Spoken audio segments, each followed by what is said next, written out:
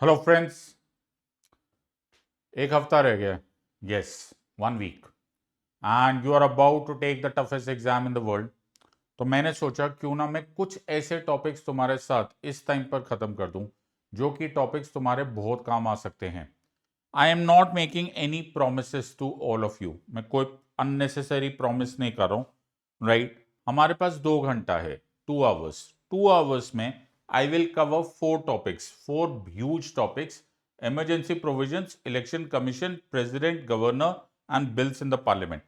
मैं इसीलिए ये आपको स्टार्ट करते ही बता रहा हूं बिकॉज हो सकता है आप में से कुछ लोगों का ये क्वेश्चन या ये टॉपिक्स हो चुके हो, you have done this and you don't want to revise this, please leave the video right now. There could be a second group of students जिन्होंने ये टॉपिक्स किए हुए लेकिन वो चाहते हैं कि वो एक क्विक रिवीजन कर ले। वेरी नाइस, इसी वीडियो को 2x पर देख लो। कुछ ऐसे होंगे जिनको ये टॉपिक्स में कंफ्यूजन हो या फिर जिन्होंने पढ़े ही ना हो, दिस इज योर वीडियो, आप आराम से 1x पर देख लो। चॉइस कंप्लीटली तुम्हारी है। तुम लोग IAS एस्पिरेंट्स हो, मुझे उम्मीद है कि तुम लोग समझदार हो। 4 टॉपिक्स करेंगे। 4 topics are emergency provisions, election commission, president, governor and bills in the parliament. इसी टॉपिक से रिलेटेड मैं कुछ मल्टीपल चॉइस क्वेश्चंस भी करूंगा। I will share my inputs. मैं थोड़ा सा ये भी बता दूंगा कि एग्जामिनर के टिप्स एंड ट्रिक्स क्या होंगे। जो लोग ज्वाइन करना चाहते हैं, एक बहुत ही ऑसम ऑफर आप लोगों के लिए अनअकैडमी लेकर आया है। जीएस एंड सीसैट का crash course UPSC CSC prelims 2026 at just ₹1, 1 रुपए पर। Yes, this is a way of showing, this is actually a way of demonstrating कि हम दिखाना चाहते हैं कि हम लोग क्या पढ़ाते हैं और तुम लोग पैसे की वजह से कम इससे मरूम ना रह जाओ कि यार पता नहीं क्या पढ़ाते हैं, क्या बोलते हैं, क्या प्रोमिस है और एक्चुअली होता क्या है। You want to join, please join at ₹1। Code जब तुम्हें ज्वाइन करना होगा तो यूज कर लेना SIDLIVE, SIDLIVE। मैं एक कोर्स चलाता हूँ अनअकैडमी पे जिसको लेक्स रेक्स बोलते हैं। This is the ultimate in polity, इसके आगे पीछे कोई है नहीं। तुम लोग यूपीएससी के सो कॉल्ड कोचिंग वर्ल्ड में जिस मर्जी को देख लो, none of the course will stand even close to this kind of course जिस तरह से मैं तुम्हें पॉलिटी पढ़ाता हूं। एनीवे चॉइस, अभी हमारी एग्जाम बहुत करीब है, हम लोग टाइम वेस्ट नहीं कर सकते। हम लोग पहला टॉपिक कर रहे हैं इमरजेंसी प्रोविजंस। फटाफट दो में से एक काम कर लो। एक काम ये कर सकते हो that you can actually open your notes. जो तुमने नोट्स मुझसे, मेरे साथ या खुद के साथ पढ़ाई की है, उसको फटाफट खोल लो सो दैट वहां से तुम इसको रिकैप करते हुए चलो। दूसरे ग्रुप ऑफ स्टूडेंट्स जो नहीं पढ़ा है, वो आराम से नोट्स बना लो, बहुत मजा आएगा, यू विल इंजॉय दिस। जल्दी से स्टार्ट करेंगे। 352 +4 356 +4 360।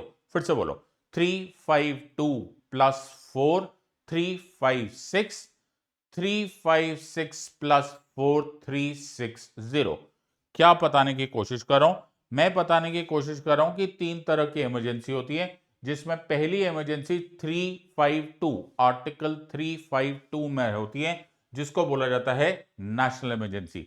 फिर 352 +4 356 में आती है दूसरी इमरजेंसी, जिसको प्रेसिडेंट्स रूल या राष्ट्रपति शासन कहा जाता है।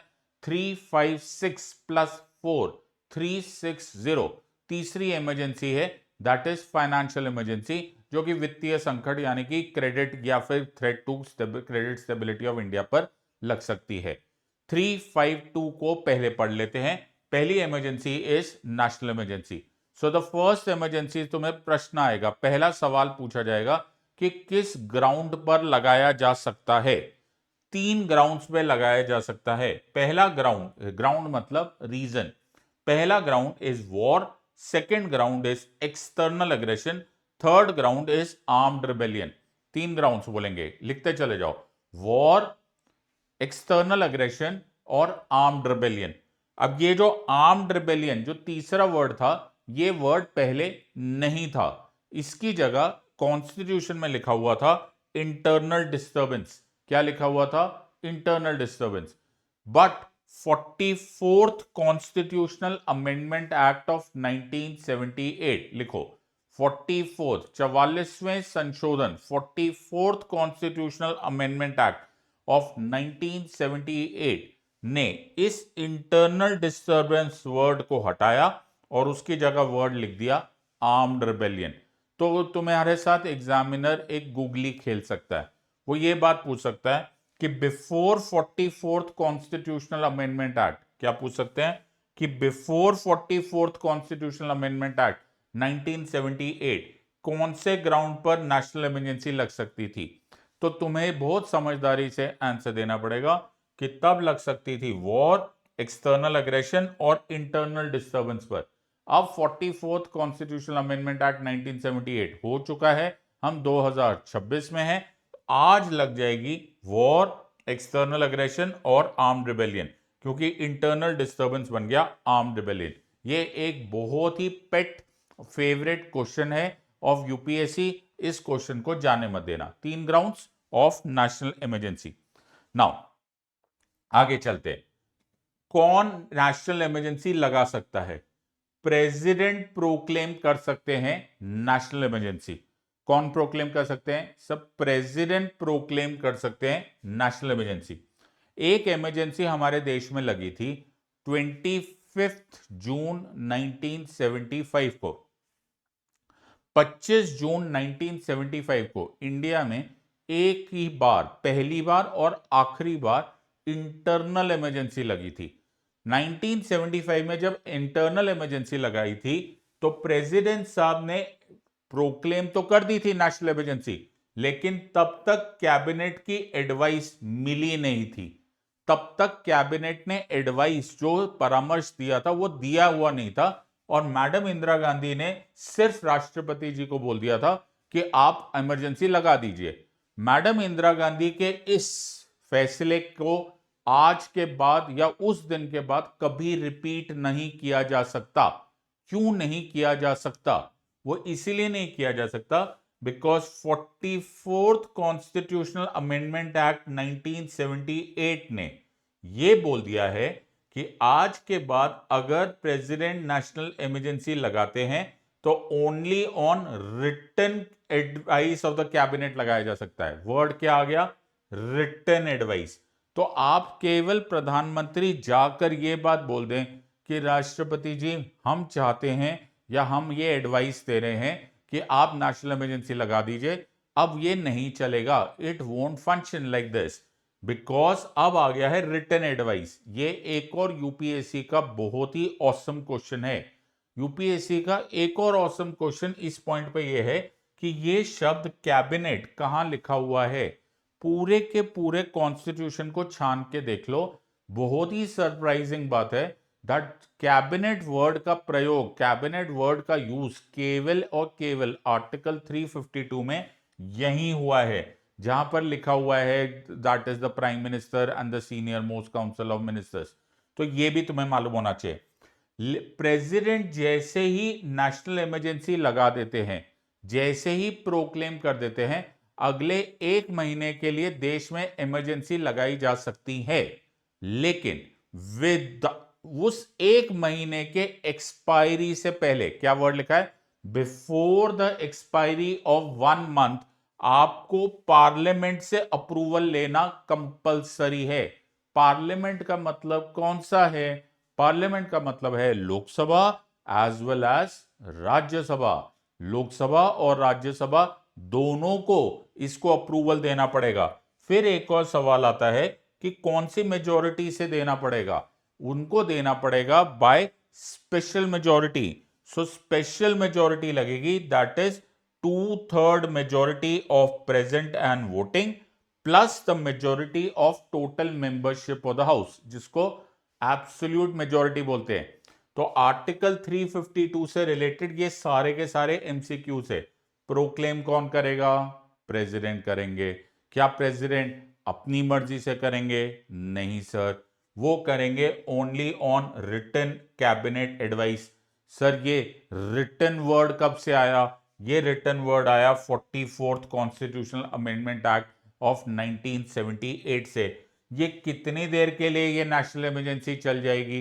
1 महीना तो बिना किसी से पूछे ये नेशनल इमरजेंसी चल जाएगी, लेकिन उसके 1 महीने, उसी 1 महीने के बीचों बीच आपको पार्लियामेंट्री अप्रूवल लेना पड़ेगा।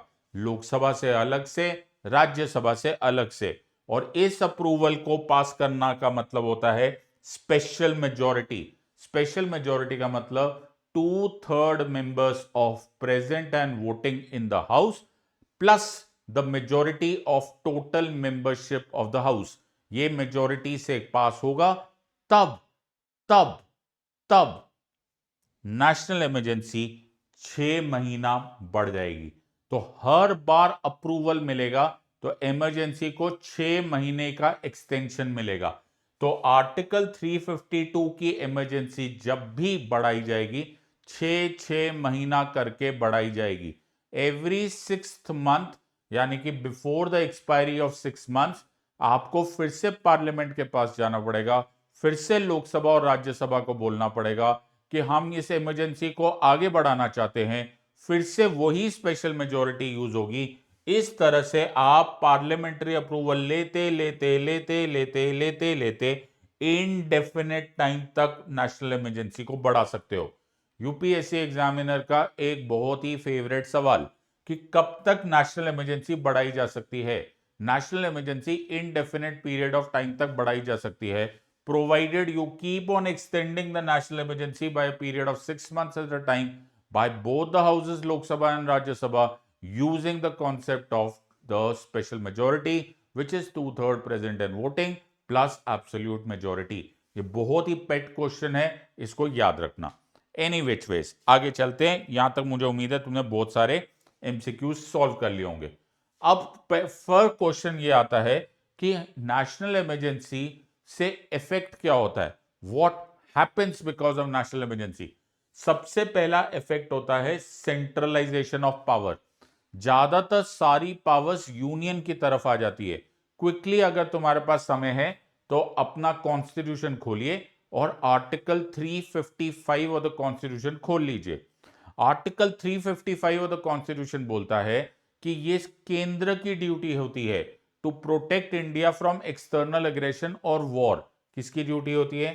केंद्र की। It shall be the duty of the union to protect India from war और external aggression and also to ensure that the government of the state is carried out in accordance with the constitution of India।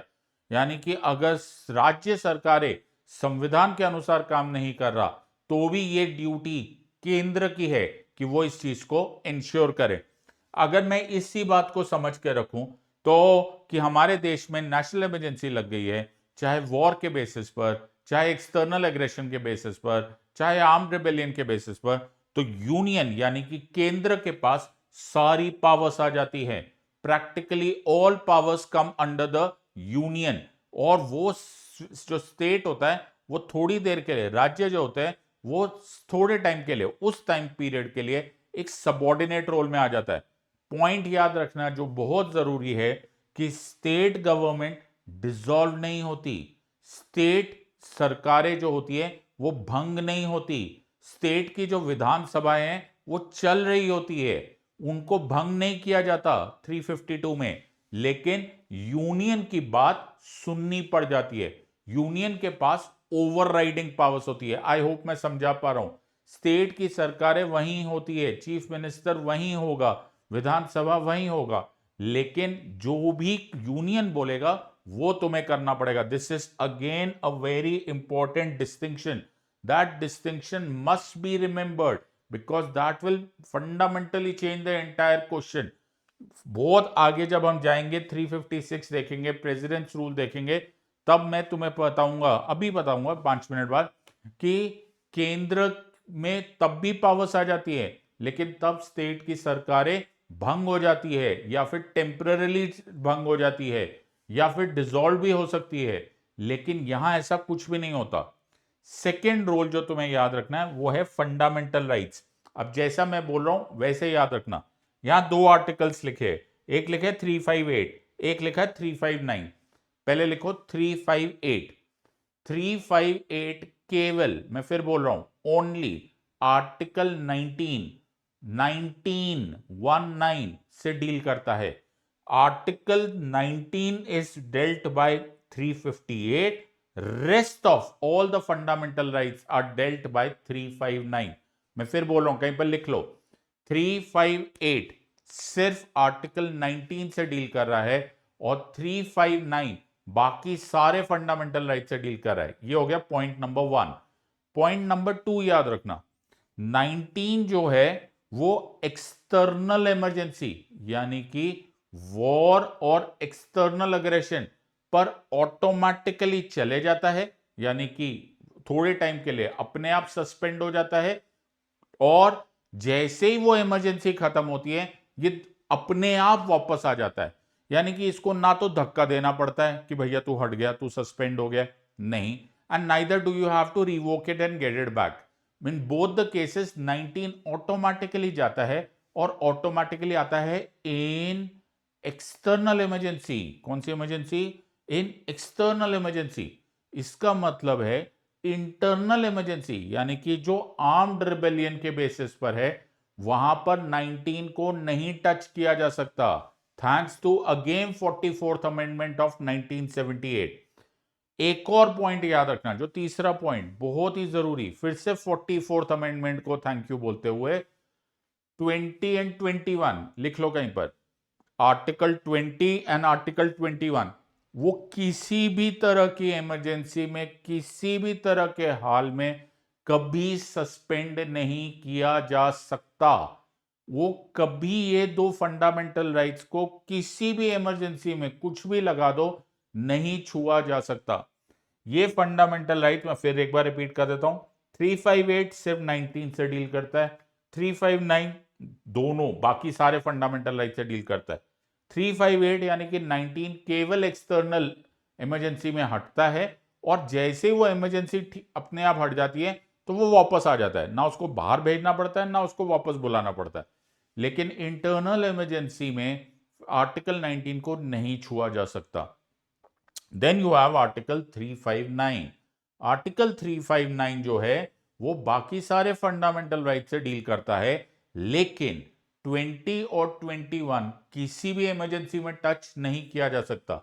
These are all the pet questions जो UPSC तुम्हें पूछेगा, और जब तुम्हें पूछेगा तो तुम्हें क्विकली आंसर देना है, इसलिए क्विक ये बहुत अच्छा टाइम है to revise all of this. बहुत ही इंटरेस्टिंग बात है कि आर्टिकल 352 में जुडिशरी अफेक्ट नहीं होता, ना तो हाई कोर्ट ना सुप्रीम कोर्ट, किसी पर कोई फर्क नहीं पड़ता, zero influence on the judiciary, it is not affected. अब एक और बार फिर से मैं 44th अमेंडमेंट बता रहा हूं। 44th अमेंडमेंट के कितना महत्व है इससे ये पता चलेगा। 44th अमेंडमेंट ने एक तरीका और निकाला है जिससे कि आप लगी हुई नेशनल इमरजेंसी को हटा सकते हो। कैसे हटा सकते हो? 10% of Lok Sabha members, 1/10 of Lok Sabha, मैंने राज्यसभा नहीं बोला, 10% ऑफ लोकसभा मेंबर्स एक प्रस्ताव, एक रेजोल्यूशन मूव कर सकते हैं टू रिमूव इमरजेंसी, और इस प्रस्ताव पर जब बहस होगी और पास किया जाएगा तो उसको केवल सिंपल मेजॉरिटी से पास करना है, उसी टाइम इमरजेंसी हटा दी जाएगी। What an interesting thought, please समझने की कोशिश करो। इमरजेंसी लगाने के लिए स्पेशल मेजॉरिटी है, इमरजेंसी एक्सटेंड करने के लिए भी स्पेशल मेजॉरिटी है, लेकिन इमरजेंसी 352 की हटाने के लिए 44th कॉन्स्टिट्यूशनल अमेंडमेंट ने सिंपल मेजॉरिटी बताई है। बहुत ही सॉलिड परम्यूटेशन कॉम्बिनेशन में यह सवाल पूछा जा सकता है। मेक श्योर कि तुम्हारे पास ये सारे पॉइंट्स याद हो। हम लोगों ने शायद 20 मिनट लिए होंगे और मैंने तुम्हें बहुत सारे ये सारे टॉपिक्स बता दिए। आई होप तुमको ये सब कुछ क्लियर हो गया होगा। Let's look at the next emergency, और the next emergency is article 356 president's rule. Now इस बारे में हम बात जरूर करेंगे, लेकिन जो जरूरी बात यह है कि आपके कॉन्स्टिट्यूशन में प्रेसिडेंट्स रूल शब्द नहीं लिखा हुआ। तो अगर मैं अपना कॉन्स्टिट्यूशन खोल के देखूं तो उसमें प्रेसिडेंट्स रूल वर्ड नहीं लिखा हुआ, उसमें लिखा है provisions in case of failure of constitutional machinery in the state. ये प्रेसिडेंट्स रूल फेमस इसलिए हो गया क्योंकि प्रेसिडेंट के पास सारी पावर्स आ जाती है, at least in so far as executive powers are concerned. तो प्रेसिडेंट साहब प्रेसिडेंट्स रूल कब लगा सकते हैं? अगर आप आर्टिकल 356 को आराम से भी पढ़ो, पहली लाइन में यह लिखा हुआ है if the president is satisfied that the government of the state can not be carried out in accordance with the constitution, but उसके आगे लिखा हुआ है either on the report of the governor और इवन अदरवाइज। बात समझो, या तो किसी राज्य का गवर्नर एक रिपोर्ट भेजे कि इस स्टेट का government can not be carried out in accordance with the constitution of India, या फिर इवन अदरवाइज, यानी कि प्रेसिडेंट अपने सोर्सेज से भी पता कर ले और बोले कि नहीं नहीं यार, I think the state government is not functioning in accordance with the constitution, तब भी प्रेसिडेंट रूल लग सकता है। इससे क्या पता चलता है कि यूनियन के पास स्वीपिंग पावर्स है। प्रेसिडेंट्स रूल एक बहुत जबरदस्त पावर है, 356 एक बहुत जबरदस्त पावर है in the hands of the union कि वो प्रेसिडेंट्स रूल बिना किसी गवर्नर, बिना चीफ मिनिस्टर, बिना किसी से पूछे भी लगा सकते हैं। जैसे ही 356 का प्रेसिडेंट्स रूल लगेगा, याद रखना उसी टाइम उस राज्य में प्रेसिडेंट्स रूल लगाया जा सकता है for the next 2 months, for the next 2 months। पिछली बार हमने किया था 352 फॉर 1 month, यहां पे क्या है फॉर 2 months। 2 months में 2 months किसी से नहीं पूछना, प्रेसिडेंट्स रूल लग गया। लेकिन before the expiry of these 2 months, word सुनो, इन 2 महीनों के खत्म होने से पहले आपको पार्लियामेंट्री अप्रूवल लेना पड़ेगा। पार्लियामेंट्री अप्रूवल का मतलब लोकसभा और एज वेल एज राज्यसभा दोनों अप्रूवल देंगे, दोनों अप्रूवल देंगे अलग अलग। कैस मेजॉरिटी से? सिंपल मेजॉरिटी से। याद रखने वाली बात है, 352 में अप्रूवल मिल रहा था स्पेशल मेजॉरिटी से, यहां अप्रूवल मिल रहा है सिंपल मेजॉरिटी से। सिंपल मेजॉरिटी से जैसे ही अप्रूवल मिलेगा 6 महीने के लिए प्रेसिडेंट्स रूल बढ़ गया, तो वहां पर भी 6 महीने के लिए प्रेसिडेंट्स रूल बढ़ गया था। 6 महीना 6 महीना 6 महीना करते हुए 352 इनडेफिनेट पीरियड ऑफ टाइम तक चल सकता था। यहां पर मैक्सिमम चल सकता है 3 इयर्स के लिए। पार्लियामेंट्री अप्रूवल मैक्सिमम चलाया जा सकता है for a period of 3 years. बहुत ही अच्छा क्वेश्चन बनता है, ये सवाल पूछा जा सकता है, ऐसे कंफ्यूजन किया जा सकता है, चॉइस में डाला जा सकता है कि president's rule can go on only for 352 can go on only for 3 years. No, 356 can go on only for 3 years. तो याद रखना यहां पर देयर इज एन आउटर और an upper ceiling, that is this limit को cross नहीं किया जा सकता, that is a period of 3 years. अब इसमें क्या काम होता है, उसमें इंपॉर्टेंट पार्ट इज आर्टिकल 356 में स्टेट गवर्नमेंट बहुत ही बड़ी मुश्किल में आ चुकी होती है। क्यों? क्योंकि चीफ मिनिस्टर और काउंसिल ऑफ मिनिस्टर्स को हटा दिया जाता है, डिसमिस कर दिया जाता है। जो राज्य की सरकार है, जिस भी सरकार का के ऊपर, जिस भी राज्य पर प्रेसिडेंट्स रूल लगेगा, उसमें डिसमिसल होगा। नंबर 2, जो वहां की लेजिस्लेटिव असेंबली है, जो विधानसभा है, ध्यान से सुनना, या तो वो सस्पेंड होगा या फिर वो पूरी तरह से भंग हो सकता है। एक केस था which is the SR Bommai case.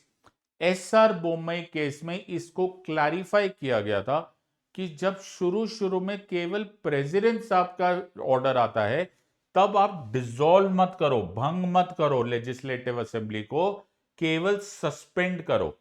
जब पार्लियामेंट उसी प्रेसिडेंट रूल के अप्रूवल दे देता है, तब जाकर उसको डिसॉल्व करना। Very important distinction that one must remember. You may argue कि सर ये ऐसा पहले क्यों नहीं था?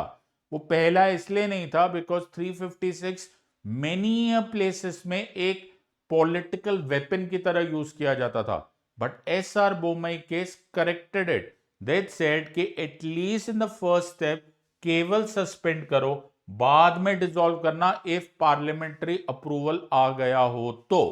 बहुत अच्छा क्वेश्चन बनता है, इसको याद रखना। तो सर अब राज्य की सरकार चलाएंगी कौन? राज्य की सरकार चलाएंगे governor of that state, but under the direction of the president. तो एग्जीक्यूटिव पावर किसके पास आ जाएगी? प्रेसिडेंट के पास। Open the constitution and read the constitution, उसमें लिखा हुआ है the president assumes to himself all such executive powers. Beautiful lines, exact, assumes to himself, executive की सारी powers president assumes to himself. लेकिन जो लेजिस्लेटिव पावर है वो पार्लियामेंट के पास चली जाती है, प्रेसिडेंट नहीं कर सकते क्योंकि प्रेसिडेंट एग्जीक्यूटिव है। तो लेजिस्लेचर यानी कि पार्लियामेंट जो स्टेट लेजिस्लेचर की पावर अपने पास ले लेते हैं, प्रेसिडेंट गवर्नर के थ्रू एग्जीक्यूटिव काम करते हैं। बहुत ही सॉलिड क्वेश्चन बनता है और यूपीएससी इसी क्वेश्चन को अलग अलग तरीके से ट्विस्ट एंड टर्न करेगी, इसलिए मैंने स्क्रीन पर यह लिख दिया है। इसको अच्छे से लिख लो और समझकर अपने पास जोड़ के रखना। अगर on the day of the exam comes इन्हीं फैक्ट्स को पकड़ के रखना जो यहां लिखे हुए, then you will not be twisted and turned by the UPSC examiner. So focus completely on this exam on the basis of concept.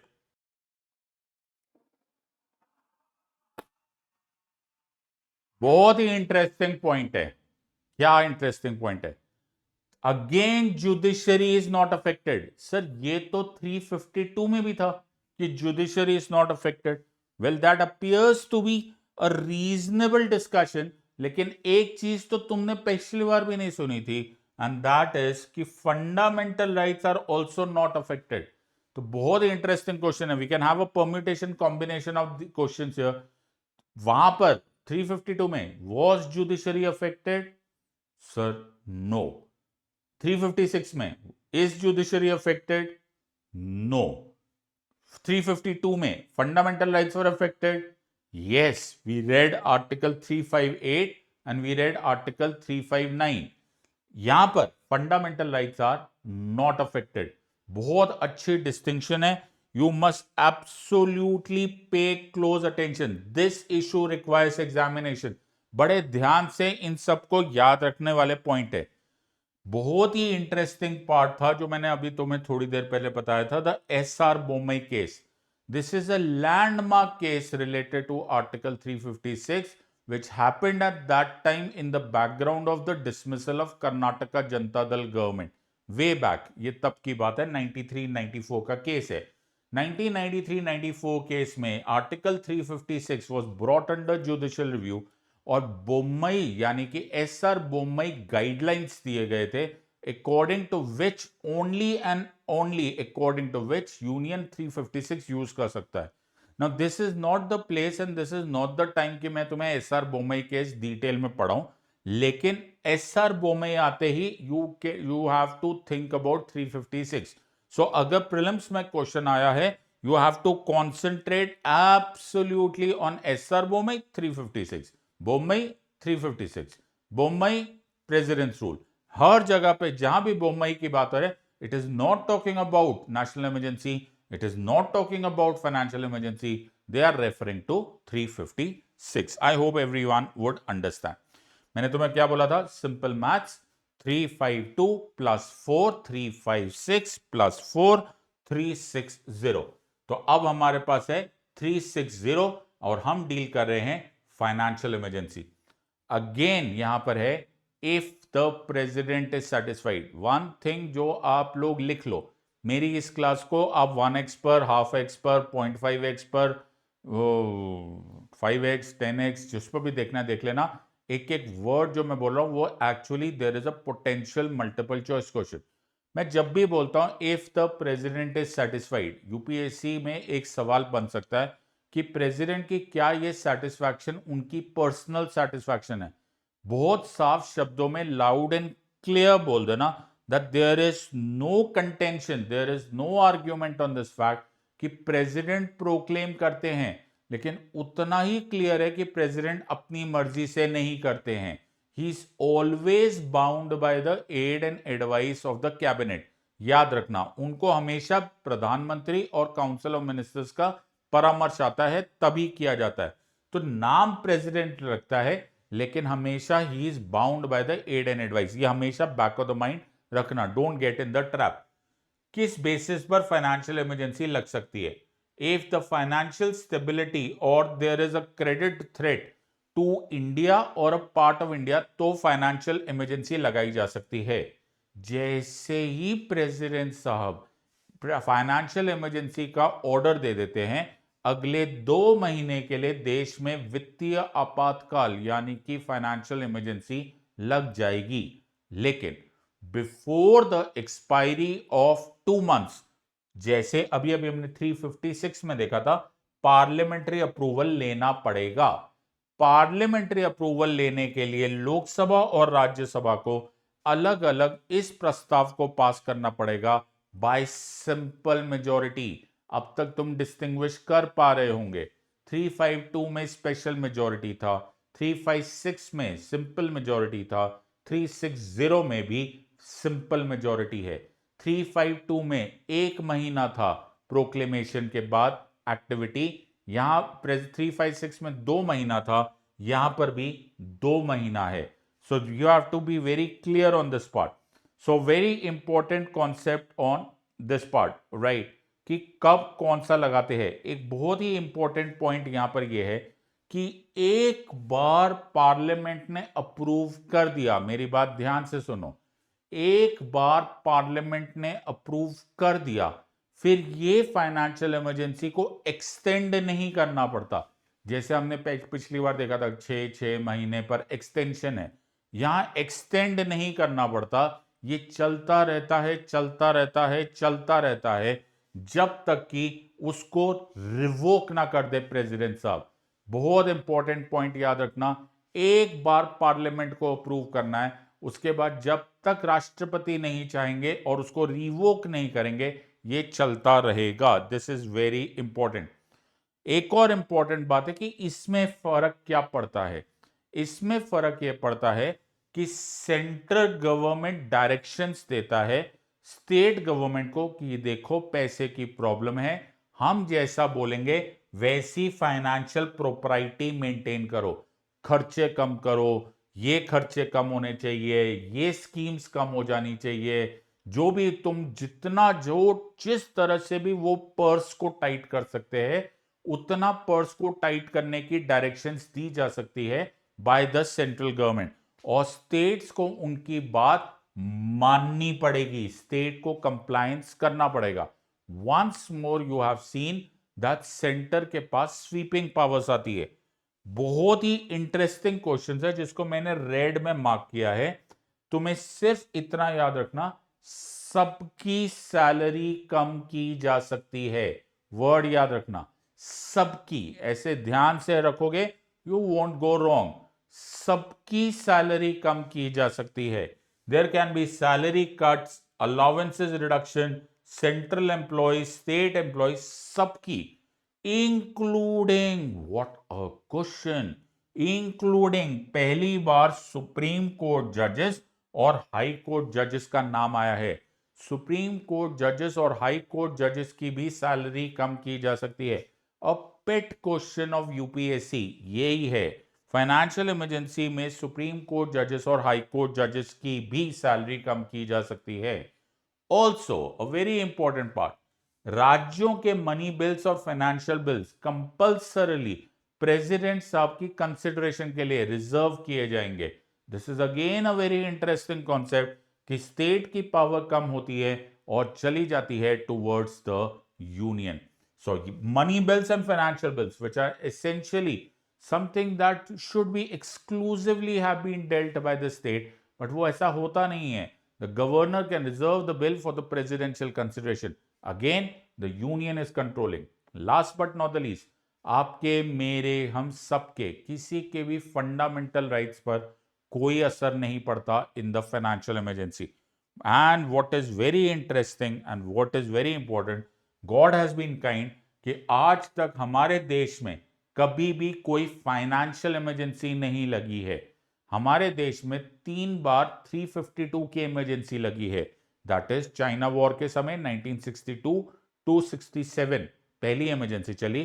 दूसरी इमरजेंसी बांग्लादेश वॉर के समय 1971 से लेकर 1977 तक चलाई गई, और तीसरी इमरजेंसी एक्चुअली पैरेलली चल रही थी that was 1975 to 1977. This is 352.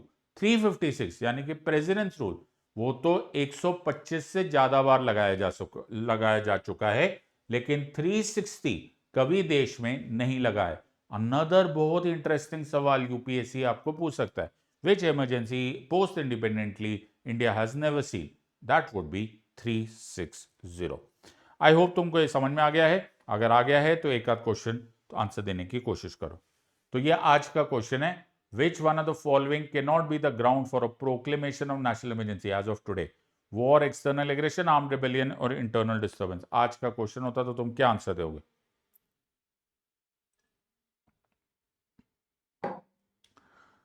तो यहां पर लिखा है war, external aggression, internal armed rebellion and internal disturbance. अब 44th कॉन्स्टिट्यूशनल अमेंडमेंट एक्ट 1978 आके जा चुका है। ऑब्वियसली इंटरनल डिस्टर्बेंस नाम का शब्द हट चुका है, सो डी इज द आंसर, क्योंकि आज इंटरनल डिस्टर्बेंस की जगह word is armed rebellion. I hope तुमने ये आंसर ठीक से दिया। चलो एक और क्वेश्चन करने की कोशिश करो, let's see if you are able to do it. Which amendment introduced the term armed rebellion in place of internal disturbance regarding the grounds for declaring a national emergency? अभी मैं क्या इस पूरे सेशन में अभी तक पिछले आधे घंटे में मैंने कम से कम 50 बार उस वर्ड को यूज कर लिया होगा। Answer to this of course is the 44th constitutional amendment act of 1978। तो ये पहले वर्ड था इंटरनल डिस्टर्बेंस, लेकिन अब वो वर्ड बन गया है the armed rebellion. 44th constitutional amendment act 1978 ने ये काम किया है। Let's try one more question, let's see if you can understand this part. Which of the following is not correctly matched? Article 352 National Emergency, 356 President's Rule, 360 Financial Emergency, 358 suspension of all fundamental rights. I give you 15 seconds. थोड़ा सा question requires and deserves a deep dive. I hope you can understand. कुछ topics ऐसे होते हैं जिनको आपको deep dive करना पड़ता है। The concern is legitimate but anyhow you have to go for this. So answer यहाँ पे क्या है? So 352 plus 4 national emergency plus president's rule plus financial emergency, this seems right. There is something wrong here. 358 suspension of all fundamental rights, I am sorry, suspension of article 19 as a fundamental right. इसीलिए 358 is dealing only and only with the Article 19 as a fundamental right, as opposed to जो यहाँ पे लिखा हुआ है all fundamental rights. So I hope you are right. Right. Let's go to the next topic. Time नहीं है ना तुम्हारे पास पढ़ने का टाइम है ना रिवीजन का टाइम है, इसलिए जितना भी मिनट है let's snatch as much as is possible. Let's go to the next topic. The next topic is Election Commission of India. Again reminding you कि अगर तुम्हें मुझे ज्वाइन करना है, मेरे कोर्स को जरूर ज्वाइन करना, LexRex on Unacademy, use my code set live, तुम्हें पता चलेगा how is polity suppose to be learn. Any which ways let's go to election commission of India. तो इलेक्शन कमीशन ऑफ इंडिया के keywords पकड़ लेते हैं। पहले देखते हैं इलेक्शन कमीशन ऑफ इंडिया। तुम्हें क्वेश्चन, पहला क्वेश्चन आएगा वो बोलेंगे कि इलेक्शन कमीशन ऑफ इंडिया एक स्टैट्यूटरी बॉडी है, एक कॉन्स्टिट्यूशनल बॉडी है, एक नोटिफिकेशन से बना है, कैसे बना है? जस्ट आंसर स्ट्रेट फॉरवर्ड कि वो कॉन्स्टिट्यूशनल बॉडी है। It is formed under Article 324 of the Constitution. 324 of the Constitution में इलेक्शन कमीशन या जो चीफ है या अदर मेंबर्स है उनको अपॉइंट करते हैं प्रेसिडेंट, लेकिन प्रेसिडेंट अपनी मर्जी से अपॉइंट नहीं करते। प्रेसिडेंट अपॉइंट करते हैं सब्जेक्ट टू पार्लियामेंट्री लॉ। ये बहुत इंपॉर्टेंट पॉइंट है। रीड आर्टिकल 324, उसमें आपको स्टार्टिंग में लिखा हुआ होगा कि the superintendence, direction, control etcetera shall be appointed by the president, but नीचे लिखा है कि the manner of appointment etc and all the conditions etc will be subject to the absolute law passed by the parliament. तो president appoint करते हैं लेकिन it is subject to parliamentary law. कहां लिखा हुआ है? आर्टिकल 324 ऑफ द कॉन्स्टिट्यूशन में, which automatically says that this is a constitutional body. Now there is a very interesting thought here जिसको समझने की कोशिश करो। Again read article 324. अगर तुम आर्टिकल 324 खोलोगे तो उसमें लिखा हुआ है that there would be such number of, so there will be one chief election commissioner, मैंने क्या बोला? There will be one chief election commissioner and such number of commissioners as the president from time to time may decide subject to parliamentary law. Now what does that mean? कि the constitution सिर्फ बोल रहा है एक chief election commissioner होना जरूरी है, उसके बाद कितने मेंबर्स है that is up to the president and of course the parliament to decide. तो 1950 से लेकर 1989 तक we had a one membered election commission of India, यानी कि एक ही चीफ इलेक्शन कमीशन थे who would automatically be understood as the chairman of the election commission of India. लेकिन 1989 में इसी कमीशन को 3 मेंबर्ड कमीशन बना दिया गया in the background of 61st constitutional amendment act 1988। अगर तुम इंटेलिजेंट होंगे तो तुम्हें पता होगा कि 61st कॉन्स्टिट्यूशनल अमेंडमेंट एक्ट 1988 में 21 साल की एज को 18 साल कर दिया गया। तो वो जो 3 साल का फर्क आया उसमें बहुत ज्यादा वोटर्स ऐड हो गए और इलेक्शन कमीशन का काम बढ़ गया। तो इसको अमेंड करके 1989 में 3 मेंबर्ड कर दिया गया। फिर 1991 में दोबारा इसको 1 मेंबर्ड कर दिया गया और 1993 में finally all the way till today हमारे पास एक 3 मेंबर्ड कमीशन है, यानी कि एक चीफ इलेक्शन कमिश्नर है और 2 इलेक्शन कमिश्नर्स है, 1 + 2। आज हमारे पास एक 3 membered election commission of India है। तो आइडिया यहां पर यह है, okay, essentially what we are discussing here कि ये नंबर बढ़ाया या घटाया जा सकता है बट 1 से नीचे नहीं लाया जा सकता, बिकॉज उतना कॉन्स्टिट्यूशन ने मैंडेट किया हुआ है। एक और बात है कि इलेक्शन कमीशन ऑफ इंडिया में जितने भी मेंबर्स है उनको या तो 6 साल का ऑफिस या 65 years of age whichever is earlier तक का टर्म है, यानी कि या तो 6 साल का ऑफिस खत्म हो जाए, वो 6 साल अपने पोजीशन पे हो, या 65 इयर्स ऑफ एज हो, विच एवर कम्स अर्लियर, उस अनुसार उनको रोकना पड़ता है, उनका टर्म है ना। यहां तक तो सबको समझ में आ जाता है, लेकिन एक बहुत इंटरेस्टिंग क्वेश्चन आ जाता है और यूपीएससी इतने प्यार से ये क्वेश्चन पूछता है ना, वो ऐसा क्वेश्चन पूछेगा। ध्यान से सुनना मेरी बात और इसको कॉपी पेस्ट करके ना इसका स्क्रीनशॉट लेकर अपने पास रख लेना। उसमें क्या पूछते हैं वो लोग, वो बोलते हैं according to the constitution of India the term of election commission of India. पहला लिखते हैं 6 इयर्स इन ऑफिस, दूसरा लिखते हैं 65 इयर्स ऑफ एज, तीसरा लिखते हैं बोथ ए एंड बी। यार भोले भाले यूपीएससी के aspirants both A and B को मार्क कर देते हैं कि यार हमने तो अभी अभी पढ़ा था 6 इयर्स इन ऑफिस है, 65 इयर्स ऑफ एज है, विच एवर इज अर्लियर है, बोथ ए एंड बी। लेकिन यूपीएससी खेल खेल गया है। यूपीएससी ने यहां क्वेश्चन पूछ लिया है according to the constitution of India, और वही ट्रैप है, वो अकॉर्डिंग टू द कॉन्स्टिट्यूशन नहीं है, उसका लिए लॉ है, that is the chief election commission the election commissioner duties powers and conditions of services act. उस एक्ट के अनुसार, उस लॉ के अनुसार ये दिया हुआ है, ये कॉन्स्टिट्यूशन में नहीं लिखा हुआ जो मैंने यहां लिखा हुआ है, ये एक नॉर्मल साधारण पार्लियामेंट्री लॉ में लिखा हुआ है। लेकिन यूपीएससी का एग्जामिनर मुस्कुराते हुए खेल खेलते हुए ऊपर लिख देता है according to the constitution of India. तुम बोथ ए एंड बी पे आते हैं, लेकिन आंसर है नन ऑफ द अबव, क्योंकि according to the constitution of India ये टर्म दिया ही नहीं हुआ है। बहुत ध्यान से एग्जाम में इस चीज पर ध्यान रखना। इलेक्शन कमीशन ऑफ इंडिया एक ऑटोनोमस बॉडी है, एक इंडिपेंडेंट बॉडी है, तो हमको उसको रिमूव करने के लिए, किसी भी मेंबर को रिमूव करने के लिए we have to be very careful. Now please understand this. इसमें भी एक फर्क है, चीफ इलेक्शन कमिश्नर को रिमूव करना एक अलग प्रोसेस है और इलेक्शन कमिश्नर्स को रिमूव करने का प्रोसेस अलग है। इलेक्शन कमिश्नर्स को रिमूव करने में प्रेसिडेंट साहब उनको रिमूव कर सकते हैं और उनको केवल चीफ इलेक्शन कमिश्नर की रिकमेंडेशन लेनी होती है। लेकिन चीफ इलेक्शन कमिश्नर को रिमूव करने का तरीका इस कि वो पार्लियामेंट से रिमूव होंगे bye special majority on the basis of proven misbehaviour और incapacity.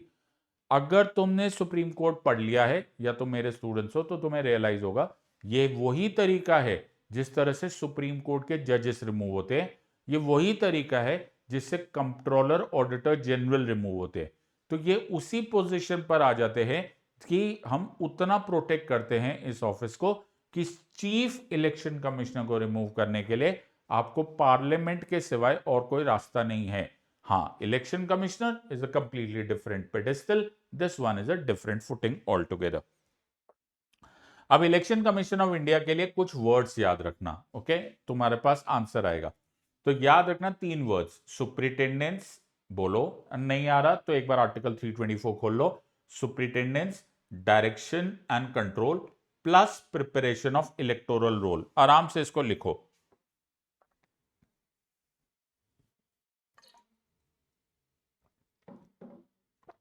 3 words, superintendence, direction and control plus preparation of electoral role.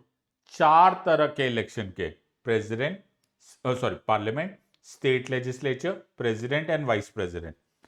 Parliament यानी कि लोकसभा और राज्यसभा का superintendence, direction, control, preparation of electoral roll. State legislature, Vidhan Sabha, Vidhan Parishad, 1 2 3 4, president 1 2 3 4, vice president 1 2 3 4, that's it, right. किसी और चुनाव में, municipality, panchayat etcetera में कोई रोल नहीं है इलेक्शन कमीशन ऑफ इंडिया का। ये यूपीएससी का एक और ट्रैप क्वेश्चन आ जाएगा, दैट इज पता नहीं क्या वो पूछ लेंगे, म्यूनिसिपैलिटी में election commission of India is preparing electoral roll, कुछ नहीं। पंचायत कुछ नहीं, सिर्फ 4, parliament, state legislature, president and vice president, full stop. उसके आगे फुल स्टॉप ओनली। तो ये एक और ट्रैप है। कुछ और चीजें हैं जो कि एक्चुअली तुम्हें मेंस में के हिसाब से ज्यादा समझ में आएगी, लेकिन मैं फिर भी तुम्हें बता देता हूं, क्योंकि प्रीलिम्स में क्वेश्चन आ सकता है। तो तुम्हें से अब मैं इस लिमिटेड पीरियड ऑफ टाइम में तुम्हें इतना ही बता सकता हूं। सो मॉडल कोड ऑफ कंडक्ट, आचार संहिता, कौन एनफोर्स करता है? Election commission of India. Symbols कौन इशू करता है? इलेक्शन सिंबल्स, चिन्ह, चुनाव चिन्ह, इलेक्शन कमीशन ऑफ इंडिया। कुछ मामलों में election commission of India disputes भी हैंडल करता है, बहुत लिमिटेड मामले, इसलिए उनके पास क्वासी जुडिशियल पावर्स भी है। बहुत ही ऑसम क्वेश्चन है, प्लीज इसको नॉर्मल कोर्ट मत समझ लेना, और इसको इलेक्शन पिटिशन भी मत समझ लेना। इलेक्शन पिटिशन यानी कि जो आप किसी इलेक्शन, कोई इलेक्ट हो गया, कोई मेंबर ऑफ पार्लियामेंट इलेक्ट हो गया, कोई एमएलए इलेक्ट हो गया, उसके बाद आप उसको अपोज करो कि ये जो चुनाव था यही गलत है, वो आप इलेक्शन पिटिशन से फाइल करते हो in the court of law. उसकी बात नहीं कर रहा हूं। कोई और डिस्प्यूट आया तो उसको क्वासी जुडिशियल पावर्स बोलते हैं। ये 3 याद रखना, model code of conduct, election symbols order 1968 और क्वासी जुडिशियल पावर्स। ये सारी की सारी पावर्स सुप्रीम कोर्ट के इलेक्शन कमीशन ऑफ इंडिया के पास है। अलोंग विद दैट वो कुछ जगहों पर उनका सबसे ज्यादा रोल इस बात पे है कि वो ही यूज करते हैं representation of people's act of 1950 and 51। ये प्रीलिम्स में उम्मीद है, मैं उम्मीद ही बोल सकता हूं कि वो ज्यादा डिटेल में नहीं पूछेंगे, बट मेंस में वो काफी डिटेल में पूछते हैं। But any which ways this is not the time, मैं इस टाइम पर उसको पढ़ा भी नहीं सकता हूं, because we are really screeching through the entire word of ये, क्रूजिंग थ्रू द सिलेबस। अभी तो हम लोग सिर्फ फास्ट में तुम्हें सिर्फ प्रीलिम्स पास करा सकता हूं। ये delimitation commission again works in close coordination with election commission of India, जो परिसीमन होता है, जिसके बारे में आजकल न्यूज में चल रहा है।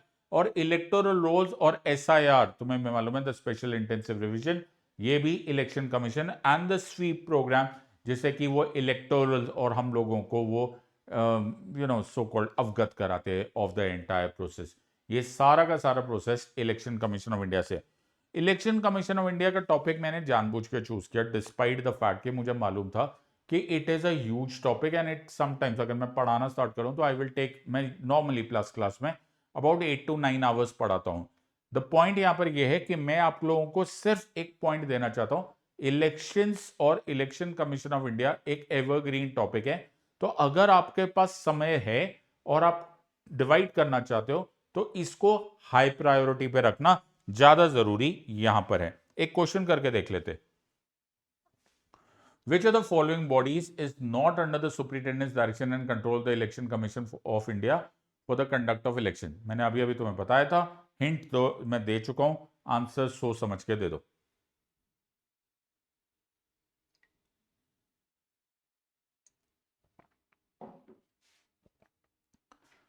सर इसका answer is municipalities and panchayat. मैंने तुम्हें क्लियरली बोला है केवल 4 याद रखना, just remember 4, right? Parliament, state legislature, president and vice president, nothing else. तो आंसर बहुत सिंपल सा हो जाएगा, म्यूनिसिपैलिटीज एंड पंचायत। तुम्हें just now that we are speaking about it, panchayat और म्यूनिसिपैलिटीज के लिए जो जो बॉडी है that is called state election commission, वो एक सिंगल मेंबर्ड बॉडी है, उसका इलेक्शन कमीशन ऑफ इंडिया से कोई लेना देना नहीं होता। एक और क्वेश्चन कर लेते। On what grounds can a person be declared ineligible for inclusion in a special electoral roll according to the constitutional provisions mentioned in the sources?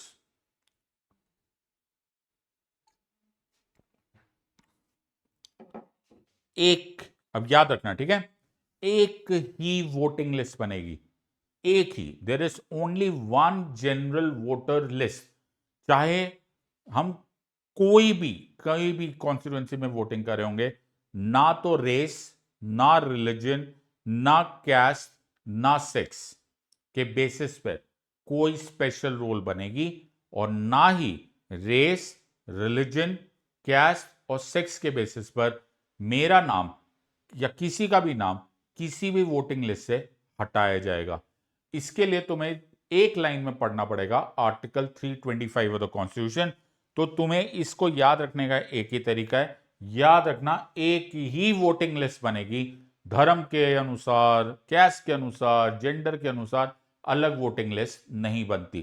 तो बहुत अच्छा क्वेश्चन बन सकता है and you will understand this. बहुत ही मैंने interesting जानबूझ के तुम्हें छेड़ रहा हूं ताकि you will be able to do this question also. Which two public sector undertakings collaborated with the election commission to devise and design the electronic voting machines? Electronic voting machines पर question आने के chances बहुत ज्यादा होते हैं। अब देखते तुम्हें ये आंसर आता है कि नहीं आता। मैंने तुम्हें बताया नहीं है, but this is actually trying to, I am just trying to poke you कि अगर तुम्हें पढ़ने का मौका मिल रहा है तो ईवीएम जरूर पढ़ लेना। That is Bharat electronics limited and electronics corporation of India private limited. ये दो ऐसी कंपनीज है जिसका कोलैबोरेशन चलता है टू फॉर्म और to manufacture what is called as the electronic voting machine. Answer इसका है बी। तो बहुत अच्छा क्वेश्चन है। It is in a way poking method कि यार मौका है ना, अगर तुम्हारे पास 15-20 मिनट है इन द नेक्स्ट 1 वीक तो ईवीएम जरूर पढ़ लेना। More often than not they ask you this question. Quickly दो टॉपिक्स कर लिए हम लोगों ने, इमरजेंसी कर लिया, इलेक्शन कमीशन ऑफ इंडिया पढ़ लिया। I hope you are enjoying and I hope you इसका आपको फायदा होगा। Let's quickly get down to the next topic. Next topic हम करेंगे प्रेसिडेंट और governor and this will be more of a comparative analysis. और ये हमारा थर्ड टॉपिक है, that is the second last topic. आराम से इसको समझ लेते हैं। Again repeating, you want to join me, please join me at the LexRex. This is my flagship course जिसमें मैं एक्चुअली तुम लोगों को पॉलिटी पढ़ाता हूं। तो मैं तुम लोगों को अगर मैं 1 घंटे 15 मिनट में ऐसे पढ़ा सकता हूं तो सोचो अगर मुझे फुल लिबर्टी मिल जाए इन टर्म्स ऑफ टाइम तो I think I can do wonders for you, और जो अनअकैडमी हमको टाइम देते ही है। Let's quickly get down to the president and the governor. So president का position is under article 352 of the constitution and governor का position is under article 153 of the constitution. वैसे मैं ये बात बताना नहीं चाहता था, आमतौर पे मैं ये सब बातें बताता नहीं हूँ, लेकिन the reason to this is कि आजकल यूपीएससी एक अजीब सा ट्रैप में लेकर आ जाती है। यूपीएससी करती क्या है कि वो सीधा ही कॉन्स्टिट्यूशनल आर्टिकल पढ़ने पूछने लगती है। तो I don't want that to happen, इसीलिए मैंने तुम लोगों को ये आर्टिकल्स बता दिया है। अदरवाइज इसको ना भी याद करोगे तो भी चलेगा।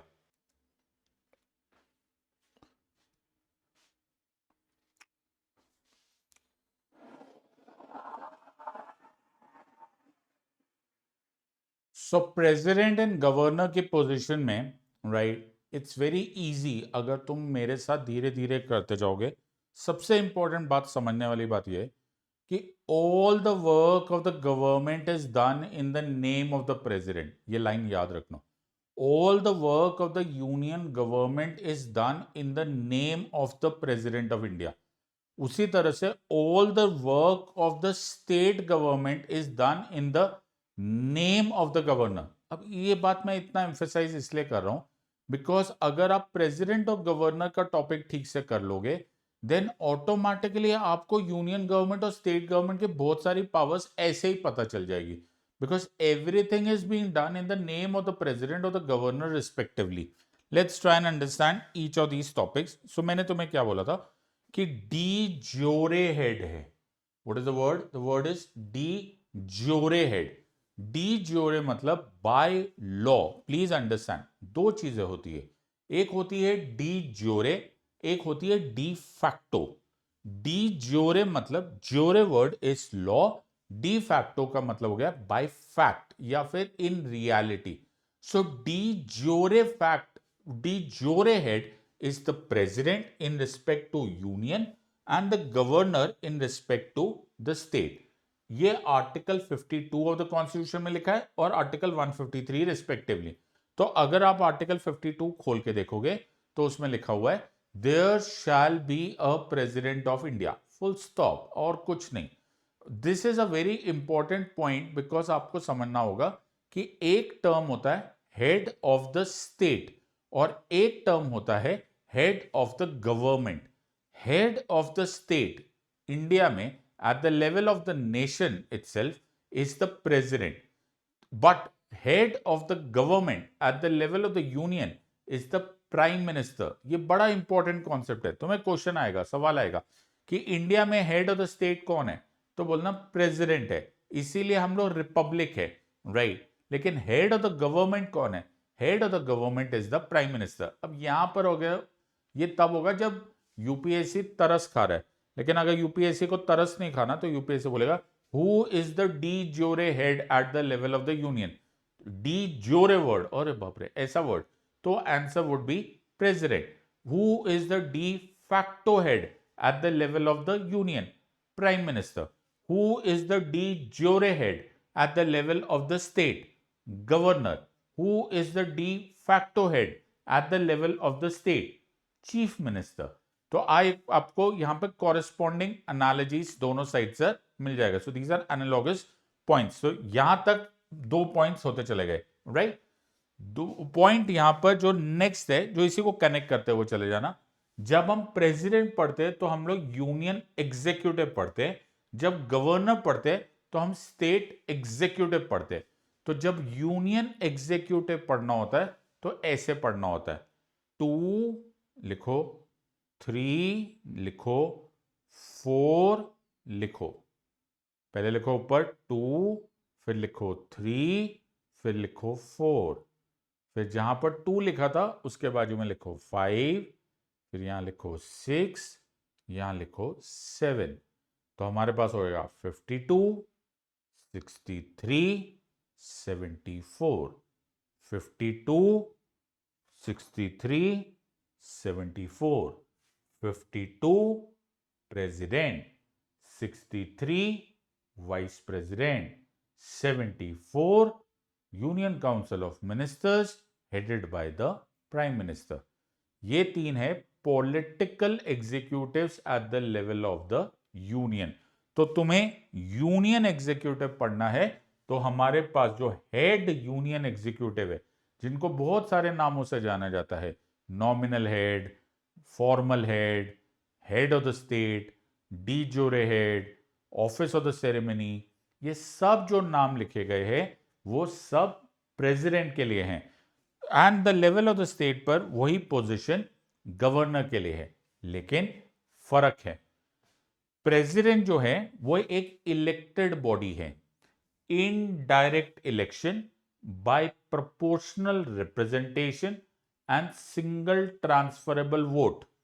Indirect election by proportional representation and single transferable vote. वो तरीका है प्रेसिडेंट साहब को इलेक्ट करने का या साहिबा को इलेक्ट करने का. Governor as oppose to that is appointed by the president. What an important point. Governor ना तो डायरेक्टली इलेक्ट होते हैं ना इनडायरेक्टली इलेक्ट होते हैं, वो अपॉइंट होते हैं बाय द प्रेसिडेंट. सो ये है इलेक्टेड बॉडी, ये है अपॉइंटी. अपॉइंटी का मतलब है अपॉइंटेड बाय समवन और appointed in this case by the president. तो अपने आप में ये एग्जैक्ट पैरेलल जो हम चला रहे थे वो नहीं चलने वाला. बिकॉज एग्जैक्ट पैरेलल कैसे चल सकता है, प्रेसिडेंट एक इलेक्टेड बॉडी है, गवर्नर उनके अपॉइंटी है. So it can not be exact parallel, but yes आप कुछ हद तक you can draw parallel from one another. President साहब का जो टर्म है वो 5 इयर्स है यूजुअली, राइट. 5 इयर्स पर ही चलता है और मैक्सिमम होता है from the first day that he और शी अज्यूम्स ऑफिस. एक और क्वेश्चन जो यूपीएससी बहुत अच्छी तरह से ट्रैप करता है वो ये पूछ लेता है, जैसे हम लोकसभा के बारे में भी बोलते हैं कि लोकसभा का टर्म कितना होता है, सबको मालूम होता है, जो स्कूल में सिविक्स पढ़ रहा होता है ना उसको भी पता होता है 5 साल होता है। लेकिन जो क्वेश्चन यहां पर आता है कि वो कब से काउंट करना स्टार्ट करोगे 5 साल, from where will you start counting 5 years। तो लोकसभा के केस में होता है from the first day of the meeting, जो पहली मीटिंग होती है उसके पहले दिन से। यहां से बोलना होता है इस केस में first 5 years from the first day that he और she assumes office. Exact word तुम कॉन्स्टिट्यूशन खोल के देख सकते हो। गवर्नर का बड़ा इंटरेस्टिंग है क्योंकि यहां लिखा है यूजुअली 5 years, तो अगर आप कॉन्स्टिट्यूशन खोलोगे तो टर्म 5 years लिखा हुआ है। लेकिन जो इसमें बहुत ही इंटरेस्टिंग पार्ट है जिस पे यूपीएससी क्वेश्चन सवाल पूछता है वो है कि governor occupies office at the pleasure of the president. Hindi में प्रसाद पर्यंत, pleasure of the president. This is a very important discussion जो तुमको याद रखना बड़ा जरूरी है। गवर्नर को अपॉइंट किसने किया? प्रेसिडेंट ने किया। और गवर्नर को प्रेसिडेंट साहब कभी भी रिमूव कर सकते हैं। यस, ये थोड़ा सा व्हेन आई से कभी भी, तो it may sound a bit concerning and your concern may be legitimate. However मैं ये नहीं बोल रहा हूं कि वो कभी भी का मतलब आर्बिट्ररी हो सकता है, क्योंकि there are certain a bunch of UP supreme court judgements जिसमें इसको बोला गया कि इसको आर्बिट्ररी नहीं किया जा सकता। हैविंग सेड सो, बहुत लिमिटेड जुडिशियल रिव्यू है इस पर। प्रेसिडेंट कभी भी, ऑलमोस्ट कभी भी गवर्नर को रिमूव कर सकते हैं even without asking the parliament. जब इवन विदाउट आस्किंग एनीवन हो जाता है तो उसको बोला जाता है प्लेजर ऑफ द प्रेसिडेंट। तो तुम्हें क्वेश्चन आएगा, governor occupies office at the pleasure of the president, true और false? Answer is absolutely true. So इस टर्म को प्लेजर ऑफ द प्रेसिडेंट पे जरूर पूछ लेना, याद रखना। लेकिन जो सबसे इंपॉर्टेंट है जो मैं तुम्हारे साथ शेयर करना चाहूंगा, and this is very important that all of you remember, तुम्हें क्वेश्चन आएगा कभी कभी, you know, you never know, UPSC में जस्ट आस्क डिफिकल्ट क्वेश्चन, तो is it under judicial review, ऐसा क्वेश्चन आएगा। Is this word pleasure of the president under judicial review? बिल्कुल घबराना मत, बोलना yes. In fact, I'll say that for 99.99% of the cases आप judicial review को हाँ मार्क कर सकते हो, except probably delimitation commission. Most of the cases आप लोग आंसर जुडिशियल रिव्यू के लिए हाँ बोल देना। नेक्स्ट, अ वेरी इंटरेस्टिंग क्वेश्चन। तो प्रेसिडेंट इलेक्ट हो गए, राइट? प्रेसिडेंट इलेक्ट हो गए, indirect election, proportional representation and single transferable vote से, ठीक है। अब जब प्रेसिडेंट इलेक्ट हो गए तो उनको ओथ दी जाती है, उनको शपथ दी जाती है। Now this is again a very interesting discussion. इनको ओथ दिलाते हैं the chief justice of India, यानी कि सुप्रीम कोर्ट के chief justice of India oath दिलाते हैं। और अगर वो एब्सेंट हो फॉर वॉट एवर रीजन, वो नहीं है, तो द नेक्स्ट सीनियर मोस्ट जज ऑफ द सुप्रीम कोर्ट उनको ओथ एडमिनिस्टर करेंगे। तो यहां पर क्या है? Oath by the chief justice of India in the absence next senior most judge of the Supreme Court. As opposed to that, governor को oath दिलाते जिस स्टेट के वो गवर्नर बन रहे हैं उस स्टेट के हाई कोर्ट के चीफ जस्टिस उनको ओथ दिलाते हैं। लेट्स से कर्नाटका के गवर्नर बन रहे हैं तो कर्नाटका के गवर्नर को ओथ दिलाएंगे कर्नाटका के हाई कोर्ट के चीफ जस्टिस, और इन हिज एब्सेंस वहां के द सीनियर मोस्ट जज of that high court. Also interestingly, जो थोड़ी सी डिस्कशन मैं आपके साथ करना चाहता हूं, if you open the constitution of India और अगर आप बिल्कुल पीछे फ्लिप करोगे तो आपको वहां पर दिखेगा third schedule. Third schedule, third schedule में आपको लिखा होगा form of oath and affirmations, यानी कि कौन सा ऑफिस कौन सा शपथ लेता है वो वहां लिखा हुआ है। तो अगर आप मेंबर्स ऑफ पार्लियामेंट के ओथ देखना चाहते हो वो भी वहीं मिलेगी, जजेस की वहीं मिलेगी, मिनिस्टर्स की वहीं मिलेगी, प्राइम मिनिस्टर्स की वहीं मिलेगी, काउंसिल ऑफ मिनिस्टर्स की वहीं मिलेगी, स्पीकर की, स्पीकर की तो एमपी वाली होती है, कैग की, सबकी वहीं मिलेगी। सिर्फ तीन ओथ ऐसी है, तीन शपथ ऐसी है which is not provided in the third schedule, जो कि एक्चुअली कॉन्स्टिट्यूशन के आर्टिकल्स में लिखा हुआ है। उसमें याद रखना आर्टिकल 60, 60, 69, 69 एंड 159, 60, 69, 159। 60 प्रेसिडेंट की ओथ है, 159 गवर्नर की ओथ है और 69 वाइस प्रेसिडेंट की ओथ है। इन तीनों ओथ को छोड़कर बाकी सारी शपथ थर्ड शेड्यूल में लिखी हुई है। 60, 69 और 159 को छोड़कर 60 यानी कि प्रेसिडेंट की ओथ और 159 गवर्नर की ओथ में एक फर्क और है। बाकी सबकी ओथ जितनी मैंने तुम्हें अभी तक बताई है वो सब बोलते हैं I will bear true faith and allegiance to the constitution of India, यानी कि मैं संविधान के प्रति सच्ची श्रद्धा और निष्ठा रखूंगा। प्रेसिडेंट और गवर्नर की ओथ में कुछ अलग शब्द है। प्रेसिडेंट और गवर्नर बोलते हैं I will protect, preserve and defend the constitution of India. So in so far as the oath is concerned, president and governor की oath are on two different footings. एक तो इनकी oath नहीं लिखी हुई है in the third schedule, इनकी oath लिखी हुई है in the articles of the constitution, और दूसरी केवल ये दो ऐसे ऑफिसेस है जो बोलते हैं I will protect, preserve and defend the constitution of India. This is a very interesting question, और अगर कोई एक अच्छा एग्जामिनर मिल जाएगा तो वो ऐसे क्वेश्चन पूछ सकता है। एक और बड़ा इंटरेस्टिंग क्वेश्चन है, please understand. President union executive है और गवर्नर स्टेट एग्जीक्यूटिव है। प्रेसिडेंट इलेक्टेड बॉडी है, गवर्नर अपॉइंटेड बॉडी है। अगर तुम आर्टिकल 79, जैसे जैसे मैं बोलता जा रहा हूं वैसे तुम आर्टिकल्स खोल के भी देख लोगे, तुम्हें एग्जाम में बहुत काम आ जाएगा। अगर तुम आर्टिकल 79 ऑफ द कॉन्स्टिट्यूशन खोल के देखोगे तो तुम्हें एक बड़ा इंटरेस्टिंग कॉन्सेप्ट दिखाई देगा। उसमें लिखा होगा parliament consist of the Lok Sabha, the Rajya Sabha and the president of India, which is a very interesting thought कि जबकि प्रेसिडेंट यूनियन एग्जीक्यूटिव है लेकिन प्रेसिडेंट को पार्लियामेंट का भी एक फंक्शनल इंटीग्रल पार्ट बोला गया है। मैंने मेंबर नहीं बोला, मैंने पार्ट बोला है। Now that actually accounts for this beautiful combination of resignation. President resigns to the vice president, यहां तक मुझे समझ में आ गया। Why? Because both of them are executives, understood. But the vice president communicates that resignation to the speaker of the Lok Sabha. ये बहुत कम लोगों को मालूम है, but if you read carefully through the pages of the constitution you will understand the ultra details which the constitution says in so far as resignation is concerned, और इससे actually indicate ये हो जाता है that the president is not merely a union executive, he is also a functional integral part of the parliament.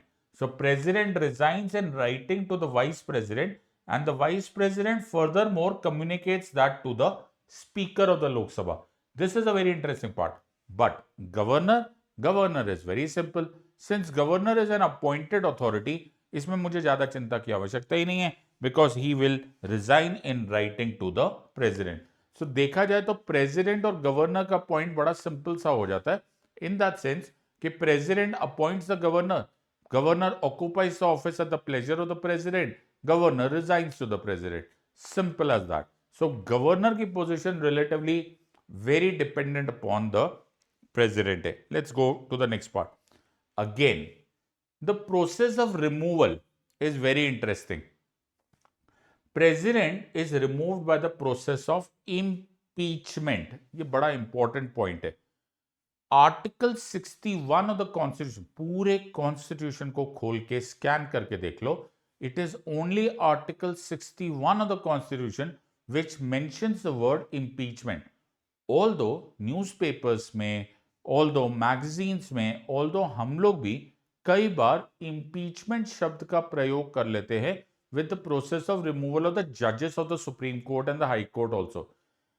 In a way, it is right, but then it is not completely correct because the Constitution uses the word removal by impeachment only and only for the president, not for the judges.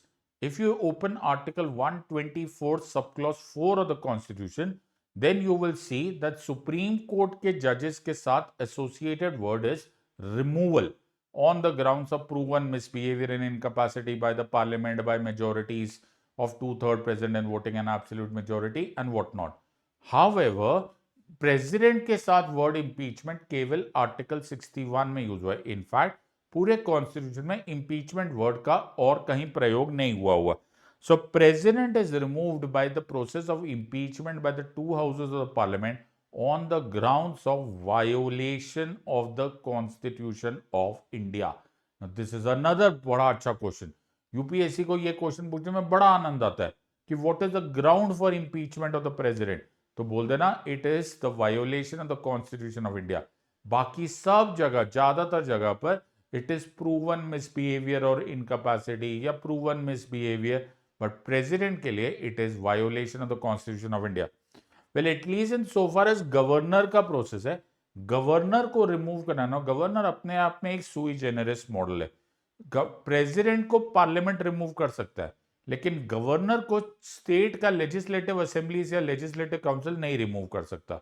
ये थोड़ा सा quasi federal structure लगता जरूर है, क्योंकि governor जबकि state में top executive है, लेकिन उनको स्टेट का जो लेजिस्लेटिव असेंबली है वो छू भी नहीं सकता. He is on a very different footing. तो गवर्नर को कौन रिमूव कर सकता है? गवर्नर को रिमूव कर सकते हैं ओनली द प्रेसिडेंट, और सबसे इंटरेस्टिंगली एनी टाइम रिमूव कर सकते हैं. मैंने तुम्हें अभी अभी बताया, इसी को डॉक्ट्राइन ऑफ प्लेजर या फिर प्लेजर ऑफ द प्रेसिडेंट या फिर प्रसाद पर्यंत बोला जाता है. अगेन आई एम सेइंग, ये एनी टाइम को अभी के लिए बोल दो, लूजली बोल दो, लेकिन अगर यूपीएससी ने किसी दिन डायरेक्ट क्वेश्चन पोस्ट किया कि is it under judicial review, तो बोल देना yes it is under judicial review, limited judicial review. तो इस एनी टाइम शब्द का भी किया जा सकता है. Just keep it at the back of your mind. President को किस ग्राउंड पर रिमूव किया जा सकता है? As I told you, article 61 clearly mention that the grounds for the removal of the president is violation of the constitution of India. लेकिन governor के लिए नो ग्राउंड्स आर मेंशन्ड. क्यों? Because any time, any reason president can remove him और her, and यहां पर doctrine of pleasure या फिर pleasure of the president active हो जाता है. I hope you are clear with this part of the story. So let's focus on many of these parts. अब चलते relationship between the president, that is the de jure head, and the prime minister and the council of ministers. Prime minister यहाँ पर de facto head है, और उसी तरह से एक parallel draw करेंगे between the governor, de jure head at the level of the state, and the state council of ministers and the chief minister. तो यहां पर प्रेसिडेंट को अगर प्राइम मिनिस्टर या काउंसिल ऑफ मिनिस्टर्स कोई परामर्श दे, बहुत ध्यान से सुनना, अगर प्राइम मिनिस्टर और काउंसिल ऑफ मिनिस्टर्स कोई परामर्श दे, कोई एड दे और एडवाइस दे, तो इट वाज, वहां पर क्या लिखा हुआ है? उसमें लिखा है there shall be a council of ministers. बड़े ध्यान से देखना, आर्टिकल 74 पढ़ के, there shall be a council of ministers to aid and advise the president, यहां लिखा हुआ था. Now, 42nd constitutional amendment act of 1976 pass किया गया. मैडम इंदिरा गांधी के समय एक अमेंडमेंट पास किया गया जिसने इस आर्टिकल 74 में एक लाइन ऐड कर दी.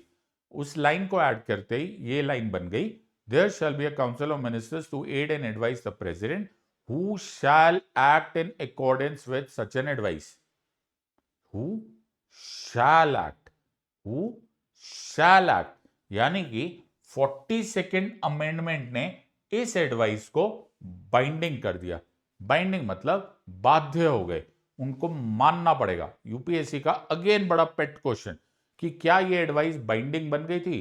तो बन गई थी. कौन सी अमेंडमेंट से बन गई थी? 42nd अमेंडमेंट से बन गई थी. 2 साल के बाद, उस अमेंडमेंट के 2 साल के बाद एक 44th constitutional amendment act of 1978 आया. 44th कॉन्स्टिट्यूशनल अमेंडमेंट एक्ट 1978 ने इस 40 सेकंड में एक छोटा सा बदलाव किया।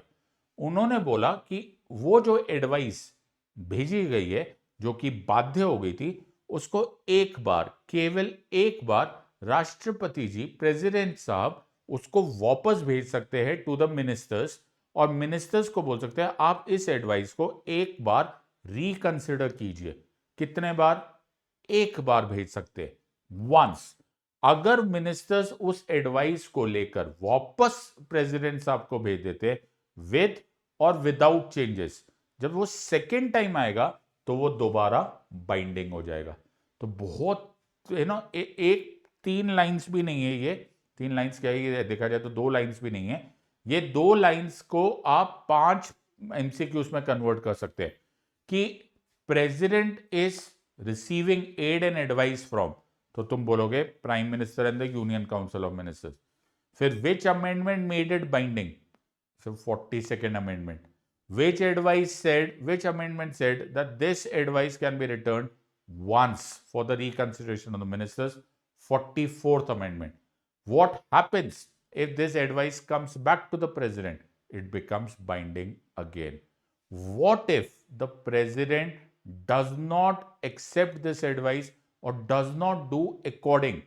तो आपके राष्ट्रपति ने वो एडवाइस ली, regardless, notwithstanding 42nd amendment और 44th amendment, उन्होंने बोला मैं नहीं मानता, तो क्या होगा? तो एक लीगल फिक्शन के अनुसार हम उसको एक वायोलेशन ऑफ द कॉन्स्टिट्यूशन बोल सकते हैं कि राष्ट्रपति जी वायोलेशन ऑफ कॉन्स्टिट्यूशन कर रहे हैं, और एक लीगल फिक्शन में उनके खिलाफ इंपीचमेंट हो सकता है। What a question and what an answer. You become a topper if you understand polity like this. तो तुम्हें पॉलिटी के सारे मैट्रिक्स से समझ में आ जाएंगे, you will understand all of this. Now again, governor के बारे में कुछ अलग दिया हुआ है। मैंने तुम्हें पहले ही बताया कि गवर्नर की जो पोजीशन है वो सुई जेनरिस है, वो एक अलग ही पोजीशन पे है, इसीलिए उसमें कुछ बड़ा अजीब सी बातें हैं जो एक्चुअली पिछले साल 2025 में ये क्वेश्चन आ चुका है। The governor must act on the council of ministers लिखा हुआ है बाइंडिंग, लेकिन इसी कॉन्स्टिट्यूशन में आगे लिखा हुआ है दैट द कॉन्स्टिट्यूशन में कुछ जगहों पर डिस्क्रिशन अलाउड है, कुछ मैटर्स में डिस्क्रिशन अलाउड है। ये 2025 का एमसीक्यू है। डिस्क्रिशन कॉन्स्टिट्यूशन, डिस्क्रिशन का मतलब होता है मर्जी, गवर्नर अपनी मर्जी से भी कुछ काम कर सकते हैं, वो कॉन्स्टिट्यूशन खुद बोलता है। ऐसा कुछ भी प्रेसिडेंट के लिए नहीं बोला गया है in the constitution. That is what I am saying कि गवर्नर की position is on a different footing as oppose to the president की position, even here with regards to aid and advice. मुझे उम्मीद है तुमको ये समझ में आ गया होगा। नेक्स्ट इज क्लेमेंसी की powers. Clemency is pardon, mercy petition, दया। यह बहुत तुमने पढ़ा होगा। प्रेसिडेंट सब कुछ कर सकते हैं, वो किसी भी लॉ में, किसी भी तरह के जुर्म में, वो किसी भी तरह की इंटरवेंशन कर सकते हैं। वो रिप्राइव कर सकते हैं, वो रिस्पाइट कर सकते हैं, वो कम्यूटेट कर सकते हैं, वो पार्डन भी कर सकते हैं, इंक्लूडिंग डेथ सेंटेंसेस को वो पार्डन कर सकते हैं, मतलब पूरी तरह से क्षमा करके भेज सकते हैं। और court martial sentences, court martial उन प्रोसीडिंग्स को बोला जाता है जो army act, navy act, air force act, military, फौज के सोल्जर्स और ऑफिसर्स के लिए होती है। प्रेसिडेंट उसमें भी पार्डन कर सकते हैं, लेकिन गवर्नर का number 1, he can not pardon a death sentence, और मिलिट्री अफेयर से इनका कोई लेना देना नहीं है। इसका भी एक और रीजन है जिससे एक्चुअली हमको प्रेसिडेंट का एक और रोल पता चलता है। प्रेसिडेंट आर्टिकल 53 के अनुसार is the supreme commander of the armed forces of India. Armed forces, defence forces of India के सुप्रीम कमांडर माने जाते हैं प्रेसिडेंट। गवर्नर का ऐसा कोई रोल नहीं है। तो जब गवर्नर का ऐसा कोई रोल नहीं है तो the governor has got no business dealing with court martial sentences. तो उसमें कोर्ट मार्शल में कोई लेना देना नहीं है। तो क्वेश्चन, ये भी क्वेश्चन आए हुए I am trying to tell you, मैं तुम्हें पूरा टॉपिक नहीं पढ़ा सकता, एंड आई एम श्योर कि तुम भी समझ सकते हो कि 2 घंटे में कैसे कोई टॉपिक पढ़ा सकता है, that too when you are about 7 days away from your exam. लेकिन मैं तुम्हें सारे यूपीएससी के सारे टिप्स एंड ट्रिक्स पढ़ा रहा हूं, ताकि if you are able to absorb it and if you are able to apply this on the day of the exam, it will do you a world of good. आराम से इसको समझो, and let's get down to the last part here. Now the second part is, let's go to article 79 yet again. मैंने तुम्हें अभी अभी थोड़ी time पहले बताया था, the parliament consist of Lok Sabha, Rajya Sabha and president. Incidentally at the cost of repetition मुझे फिर बताना पड़ेगा, even this question has been asked in the past. Any which ways, president के असेंट, प्रेसिडेंट के सिग्नेचर, उनकी हाँ के बिना कोई भी बिल लॉ नहीं बन सकता। लेकिन कभी ऐसा भी तो हो सकता है कि लोकसभा ने बिल पास कर दिया, राज्यसभा ने बिल पास कर दिया, and the president does not like that bill for whatsoever reason, and the president says मुझे ये बिल नहीं पास करना। तो कौन सा article comes into play? That article is article 111 of the constitution. Article 111 of the constitution president साहब को 3 options देता है। जब लोकसभा और राज्यसभा बिल पास करके प्रेसिडेंट साहब को भेज देते हैं, तो उनके पास 3 ऑप्शंस होते हैं। नंबर 1, वो असेंट कर सकते हैं। असेंट का मतलब वो अपनी सहमति दे सकते हैं, वो साइन कर देते हैं। जैसे वो असेंट देंगे, वो बिल लॉ बन जाएगा या एक्ट बन जाएगा, कानून बन जाएगा। दूसरा है, he can withhold that assent. वो बोल सकते हैं मैं असेंट नहीं दे रहा हूं। In popular language it is sometimes referred to as a pocket veto. And the third one is that he could return that bill for the reconsideration of the 2 houses of the parliament. वो बोल सकते हैं parliament यानी कि लोकसभा राज्यसभा, मैं ये bill return कर रहा हूं, आप इसको दोबारा देखो, मैं चाहता हूं आप ये चेंजेस करो, एटसेट्रा एटसेट्रा। पार्लियामेंट इस रिटर्न के बाद या तो वो चेंजेस करेंगे या वो चेंजेस नहीं करेंगे। अगर वो किसी भी हाल में उस बिल को दोबारा पास करके प्रेसिडेंट साहब को भेजे, now president will have to give assent. तो कितने बार रिटर्न किया जा सकता है? Only once. So very important point यहां पर यह है, you can return it only once, and that too it is not possible in case of a money bill, also not in case of a money bill. Please remember this, right? ये 111 में याद रखना। Governor के पास 4 option है, assent, assent, withhold, withhold, return once. ये तो same हो गया, यस। लेकिन गवर्नर के पास एक ऑप्शन और है। गवर्नर वो स्टेट से बिल लेकर प्रेसिडेंट साहब के भेज सकते हैं, उसको बोला जाता है reserve for the consideration of the president. फिर से एक बड़ा इंटरेस्टिंग कॉन्सेप्ट है कि गवर्नर के थ्रू देखा जाए तो स्टेट कहीं ना कहीं यूनियन के दबाव में आ जाता है। इन अदर वर्ड्स, गवर्नर वो बिल उठाकर प्रेसिडेंट साहब को भेज सकते हैं कि प्रेसिडेंट साहब आप फैसला कीजिए इस बिल का। Now kind it is an interesting argument कि बिल स्टेट लेवल पर है, लेकिन फैसला यूनियन लेवल पर प्रेसिडेंट के हवाले छोड़ दिया गया है, which automatically raises questions on federalism. Hence, we are very, maybe correctly, referred to as a quasi-federal state with a unitary tilt. तो अगर तुम्हें क्वेश्चन आया कि प्रेसिडेंट साहब के पास कितने ऑप्शन है, तो बोल देना 3 है, assent, withhold and return once. Governor साहब के पास कितने ऑप्शन है, तो बोलना 4 है, return, withhold and assent, return, withhold and return once. Along that, one more, that he can send the bill for the consideration of the president, wherein Article 200 and 201 will combine into a very major discussion, जो obviously is beyond the scope of this class. But वो बहुत अच्छी discussion है, इसके बारे में जरूर पढ़ना। एक बहुत ही इंटरेस्टिंग कॉन्सेप्ट है, that is constitutional amendment bill. 24th constitutional amendment act 1971 पास किया गया था, वे बैक जब madam Indira Gandhi prime minister थी। 24th कॉन्स्टिट्यूशनल अमेंडमेंट एक्ट 1971 ने article 368 incidentally is that article which deals with constitutional amendments. Article 368 of the constitution को amend कर दिया था introducing a new subclause in Article 368, that is 368 subclause 4. And Article 368 subclause 4 clearly mentioned that Article 13 cannot do anything to Article 368. However, ये बात तो हम basic structure के time पे पढ़ लेते हैं, लेकिन एक चीज नोटिस हम ये नहीं करते कि उसी अमेंडमेंट ने एक चीज और बोली थी कि if the parliament passes the constitutional amendment bill and it shall be presented to the president for assent, he shall give his assent. मतलब कॉन्स्टिट्यूशनल अमेंडमेंट बिल भी अगर पार्लियामेंट ने पास करके भेज दिया to the president, the president cannot ask any question. It is nothing that he can do about it. He will have to sign. तो तुम्हें question आएगा कि कॉन्स्टिट्यूशन अमेंडमेंट बिल क्या प्रेसिडेंट साहब वापस भेज सकते हैं, ये कर सकते हैं, वो कर सकते हैं? बोलना कुछ नहीं कर सकते, उनको असेंट देना पड़ेगा. And this was not written in the original constitution 1. It is not written in article 111.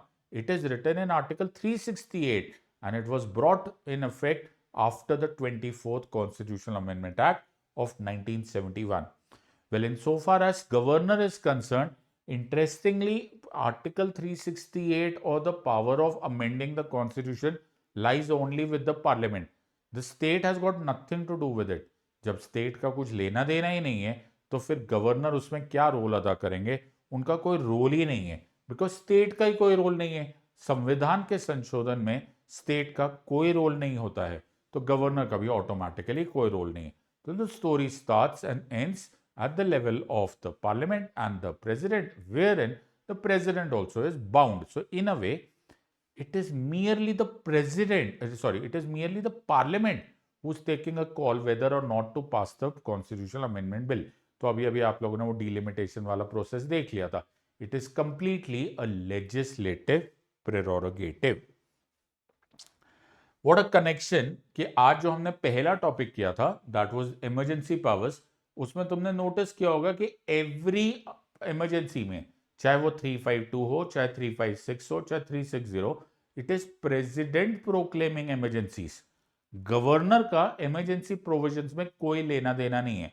So part 18 of the constitution that is dealing with 352 और 356 और 360 has got everything to do with president but nothing to do with governor. So that automatically takes away or any of these comparisons whatsoever. Let's try and do a few questions.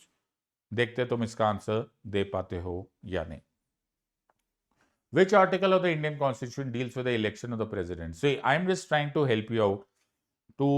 This is the way of poking. ये एक तरीका होता है कि मैं बिना पढ़ाए भी तुमको ये पोक कर रहा हूं कि यार ये पढ़ लो. Okay, they may ask you this. Answer of course is 54, right? You can understand this. मैं पोक कर रहा हूं even without me teaching. Indirect election, proportional representation and single transferable vote, electoral college कैसे बनता है, etcetera etcetera. This is a good time. अगर आपके पास 15-20 मिनट है, go through this process. They have asked in the past, who is to stop them to asking it again? So may ask this question. Let's go and answer the next question. The President of India is elected through which voting system? A. First past the post system. B. Open ballot system. C. Proportional representation by means of single transferable vote. D. Secret ballot system. Actually, interestingly, this question can be understood in two different ways. एक question ये हो सकता है कि आप इसको सिर्फ proportional representation बोलो, but I would call it as C and D also, because in a way secret ballets भी होते हैं. मैं तुम्हें ये क्वेश्चन क्यों पूछ रहा हूं? मैं क्वेश्चन इसलिए पूछ रहा हूं बिकॉज समटाइम्स यूपीएससी ये काम भी कर देता है. वो सी और डी जैसे दोनों बिल्कुल क्लोज बाय क्वेश्चन, सी बिल्कुल ठीक है, डी गलत नहीं है, then what do you do? So ऐसे टाइम पे keep some strength in your spine and answer something. और अगर तुम्हारा पहले से ठीक चल रहा है तो स्किप करना, बट ये बहुत पॉसिबल है. We are very close to the exam, so इसीलिए हमको ये सारे आंसर्स आने चाहिए. Next question. As per Article 58, what is the minimum age requirement to contest for the post of the President of India? यानी कि चुनाव, राष्ट्रपति के चुनाव होने के लिए आपको मिनिमम एज का क्या होना चाहिए? That answer is, I think this was simple. Answer is 35 years. Okay, तुमको ये आएगा. और चलो अगर मैं इसको थोड़ा सा चेंज कर दूं और मैं बोलूं what is the minimum age requirement to contest for, वैसे तो इलेक्शन होता ही नहीं है, but appointment for the post of governor. अगर आपको गवर्नर अपॉइंट होना है तो आपकी मिनिमम एज क्या होनी चाहिए? इंसिडेंटली उसका आंसर भी सेम है. सो दोनों जगह 35 है, right, but one is getting elected, the other one is getting appointed. I hope तुमको इतने समय में ये सारे टॉपिक्स समझ में आ गए हैं and I hope you are enjoying it. Take a deep breath, 2 minute का ब्रेक ले लो and then continue reading this part. We go to the last topic of the day. So the last topic that we are going to deal with are the bills in the parliament. So when I say bills in the parliament, I could have also rephrased that as bills anywhere, whether it is at the union level or at the state level. But I didn't want any confusion for one reason, that the constitutional amendment bills are prerogative only of the union. That is, only the parliament deals with it. The state does not deal with those. That is why I have labeled this as bills in the parliament.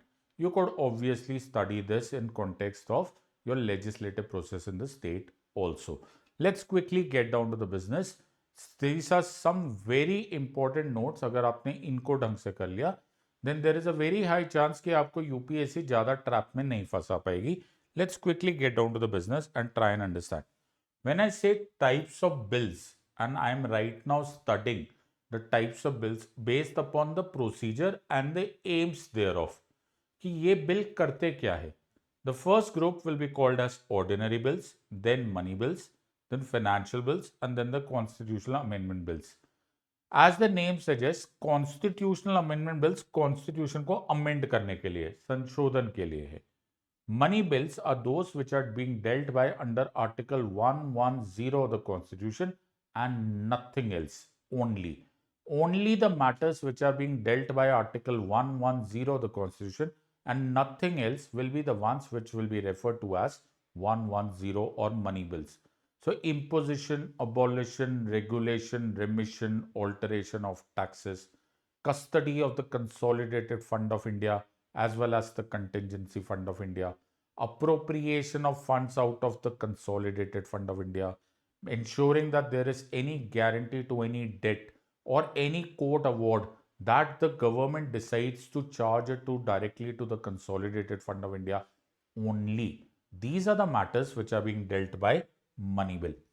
Financial bill are those जो ये सब से तो deal करते हैं money से, लेकिन कुछ और भी होता है.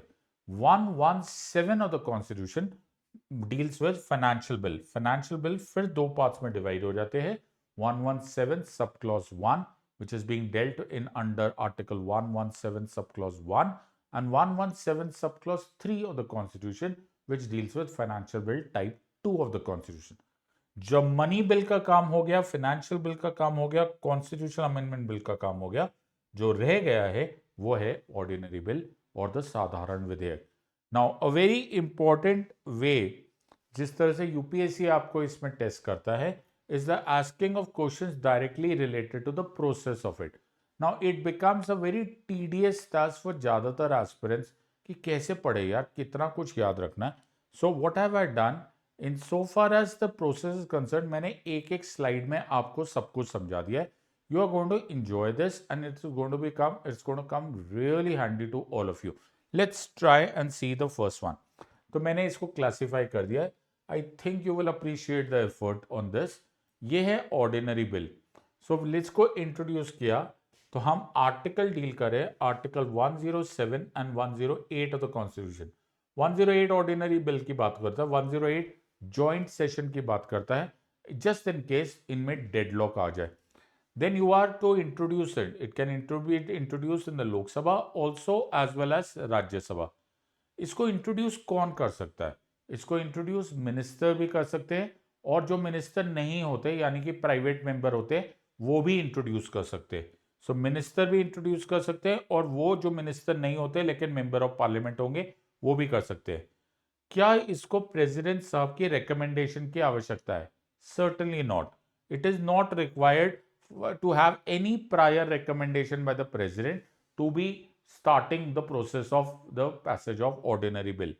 क्या इसको स्पीकर की सर्टिफिकेशन की जरूरत है? Certainly not. It is not required to get any certificate whatsoever, like you will see later in case of money bill, article 110 sub clause 3 में द स्पीकर की सर्टिफिकेशन के बिना मनी बिल नहीं चालू हो सकता। क्या राज्यसभा में उतनी ही पावर है जितनी लोकसभा में पावर है? 100%। It has the same power as that of Lok Sabha. तो क्या कोई राज्यसभा को टाइम लिमिट दी गई है? सर्टेनली नहीं। ऐसी कोई पावर नहीं है, ऐसा कोई प्रोविजन नहीं है विच सेज कि राज्यसभा को पास करना है तो इतने ही टाइम में पास करना है, ऐसा कहीं भी नहीं लिखा हुआ। Everything related to ordinary bill आपको इस एक स्लाइड से मोर और लेस आंसर हो जाना चाहिए। दैट इज माई होप, अगर तुम इसको समझ पाए तो इसको कॉपी कर लो, टेक अ स्क्रीनशॉट और लिख लो, it will come handy in the exam. Let's do a comparative exercise with money bill. Money bill के फीचर्स, फिर money bill. As I told you, money bill डील करेगा article 110 of the constitution only, imposition, abolition, regulation, remission, alteration of taxes, consolidated fund or contingency fund का custody, withdrawal from the or appropriation of funds from the consolidated fund of India, any debt, any guarantee which is charged to the consolidated fund of India only, वो 110 में दिया है, that is money bill. Important is it is introduced in Lok Sabha only. This is a very important part. लोक सभा के पास होता है power of the purse. In other words Lok Sabha से ये बिल पास होना, स्टार्ट होना जरूरी है। पहले लोकसभा में इंट्रोड्यूस होगा, लोकसभा इसे पास करेगा, then it will send it to Rajya Sabha. Rajya Sabha का जो काम है वो फॉर्मल रोल है, उनको 14 डेज दिया जाता है। 14 दिन में या तो वो हाँ बोलेंगे या ना बोलेंगे, ना भी बोले हाँ कुछ भी करे, कोई रेकमेंड करे, none of those recommendations are binding on the Lok Sabha. वो केवल रेकमेंड कर सकते हैं, ये एक्चुअली देखा जाए तो लोकसभा का प्रेरोगेटिव है। इंट्रोड्यूस किया जा सकता है minister as well as private member, ये बहुत कम लोगों को आइडिया है। इनफैक्ट बहुत सारी स्टैंडर्ड टेक्स्ट बुक्स ने भी गलत किया हुआ है जो ये बात बोलते हैं कि ये केवल मिनिस्टर इंट्रोड्यूस कर सकते हैं। Certainly not. Money bill can also be introduce by private members, which is a kind of tricky question, इसको तुम लिख लेना। प्रेसिडेंट की रिकमेंडेशन भी रिक्वायर्ड होती है और स्पीकर की सर्टिफिकेशन भी रिक्वायर्ड होती है अगर आपको मनी बिल आगे बढ़ाना है। Prior recommendation of the president as well as speaker की सर्टिफिकेशन की ये एक मनी बिल है under article 110 sub clause 3, mandatory है in case of money bill. दोनों हो गए। नंबर 3 जो कि इस सबको और क्लासिफाई करेगा, तुम्हारा पूरा ही काम हो गया, इस कॉन्स्टिट्यूशनल अमेंडमेंट बिल जो कि डील कर रहा है आर्टिकल 368। इंट्रोड्यूस ये हो सकता है लोकसभा में भी और राज्यसभा में भी। ये इंट्रोड्यूस किया जा सकता है by minister also as well as private member. President की रिकमेंडेशन और स्पीकर की सर्टिफिकेशन का कोई रोल नहीं है, यहां पर नॉट रिक्वायर्ड है। राज्यसभा की पावर वैसी ही है जैसे कि लोकसभा की पावर है। लेकिन जो सबसे इंपॉर्टेंट पार्ट है जो मैं चाहता हूं कि तुम लोग याद रखो वो ये है कि राज्यसभा और लोकसभा को इस बिल को पास करना होता है सेपरेटली।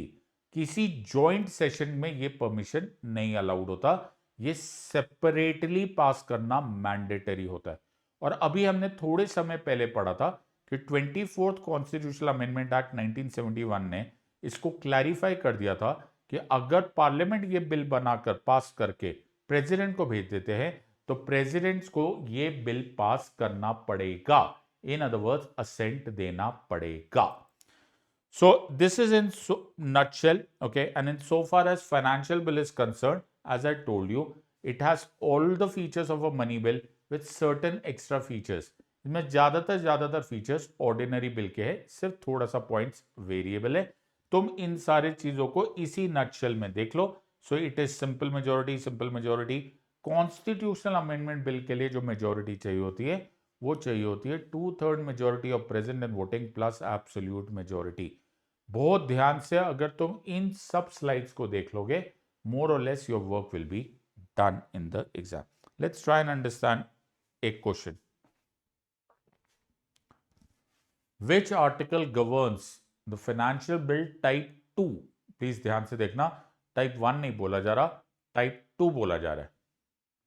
तो मैंने तुम्हें पढ़ाते टाइम भी बोला था 117 sub clause 1 financial bill type 1 या फिर टाइप ए है, और टाइप बी जो है वो है 117 sub clause 3। Let's look at the next question. Which are the following requires president's recommendation at introduction stage? Introduction stage. So इसमें money bill and financial bill type 1 है, okay, जिसमें introduction है। Financial bill type 2 में भी recommendation की जरूरत होती है, लेकिन not at introduction stage, at consideration stage. तो यहां पर क्वेश्चन था at introduction stage, and that is the answer. I think I kind of gave it a valiant shot.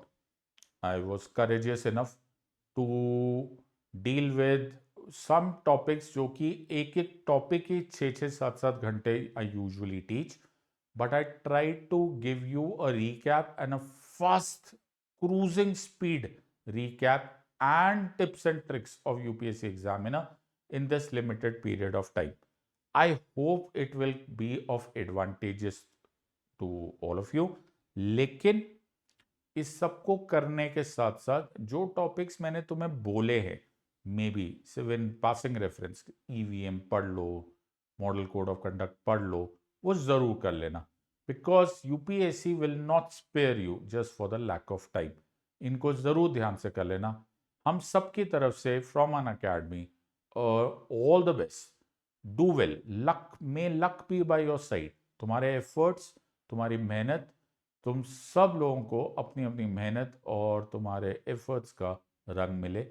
You come out of this exam with flying colours, ऐसी हमारी उम्मीद है। और I am sure कि तुम अगर समझदारी से एग्जाम दोगे, उस दिन काम माइंड से, कंपोज माइंड से दोगे, you will really be successful. We'll be very happily waiting for your results, and we'll be very happy to see you excel in your exam. I'll see you next time. God bless. Thank you and Jai Hind.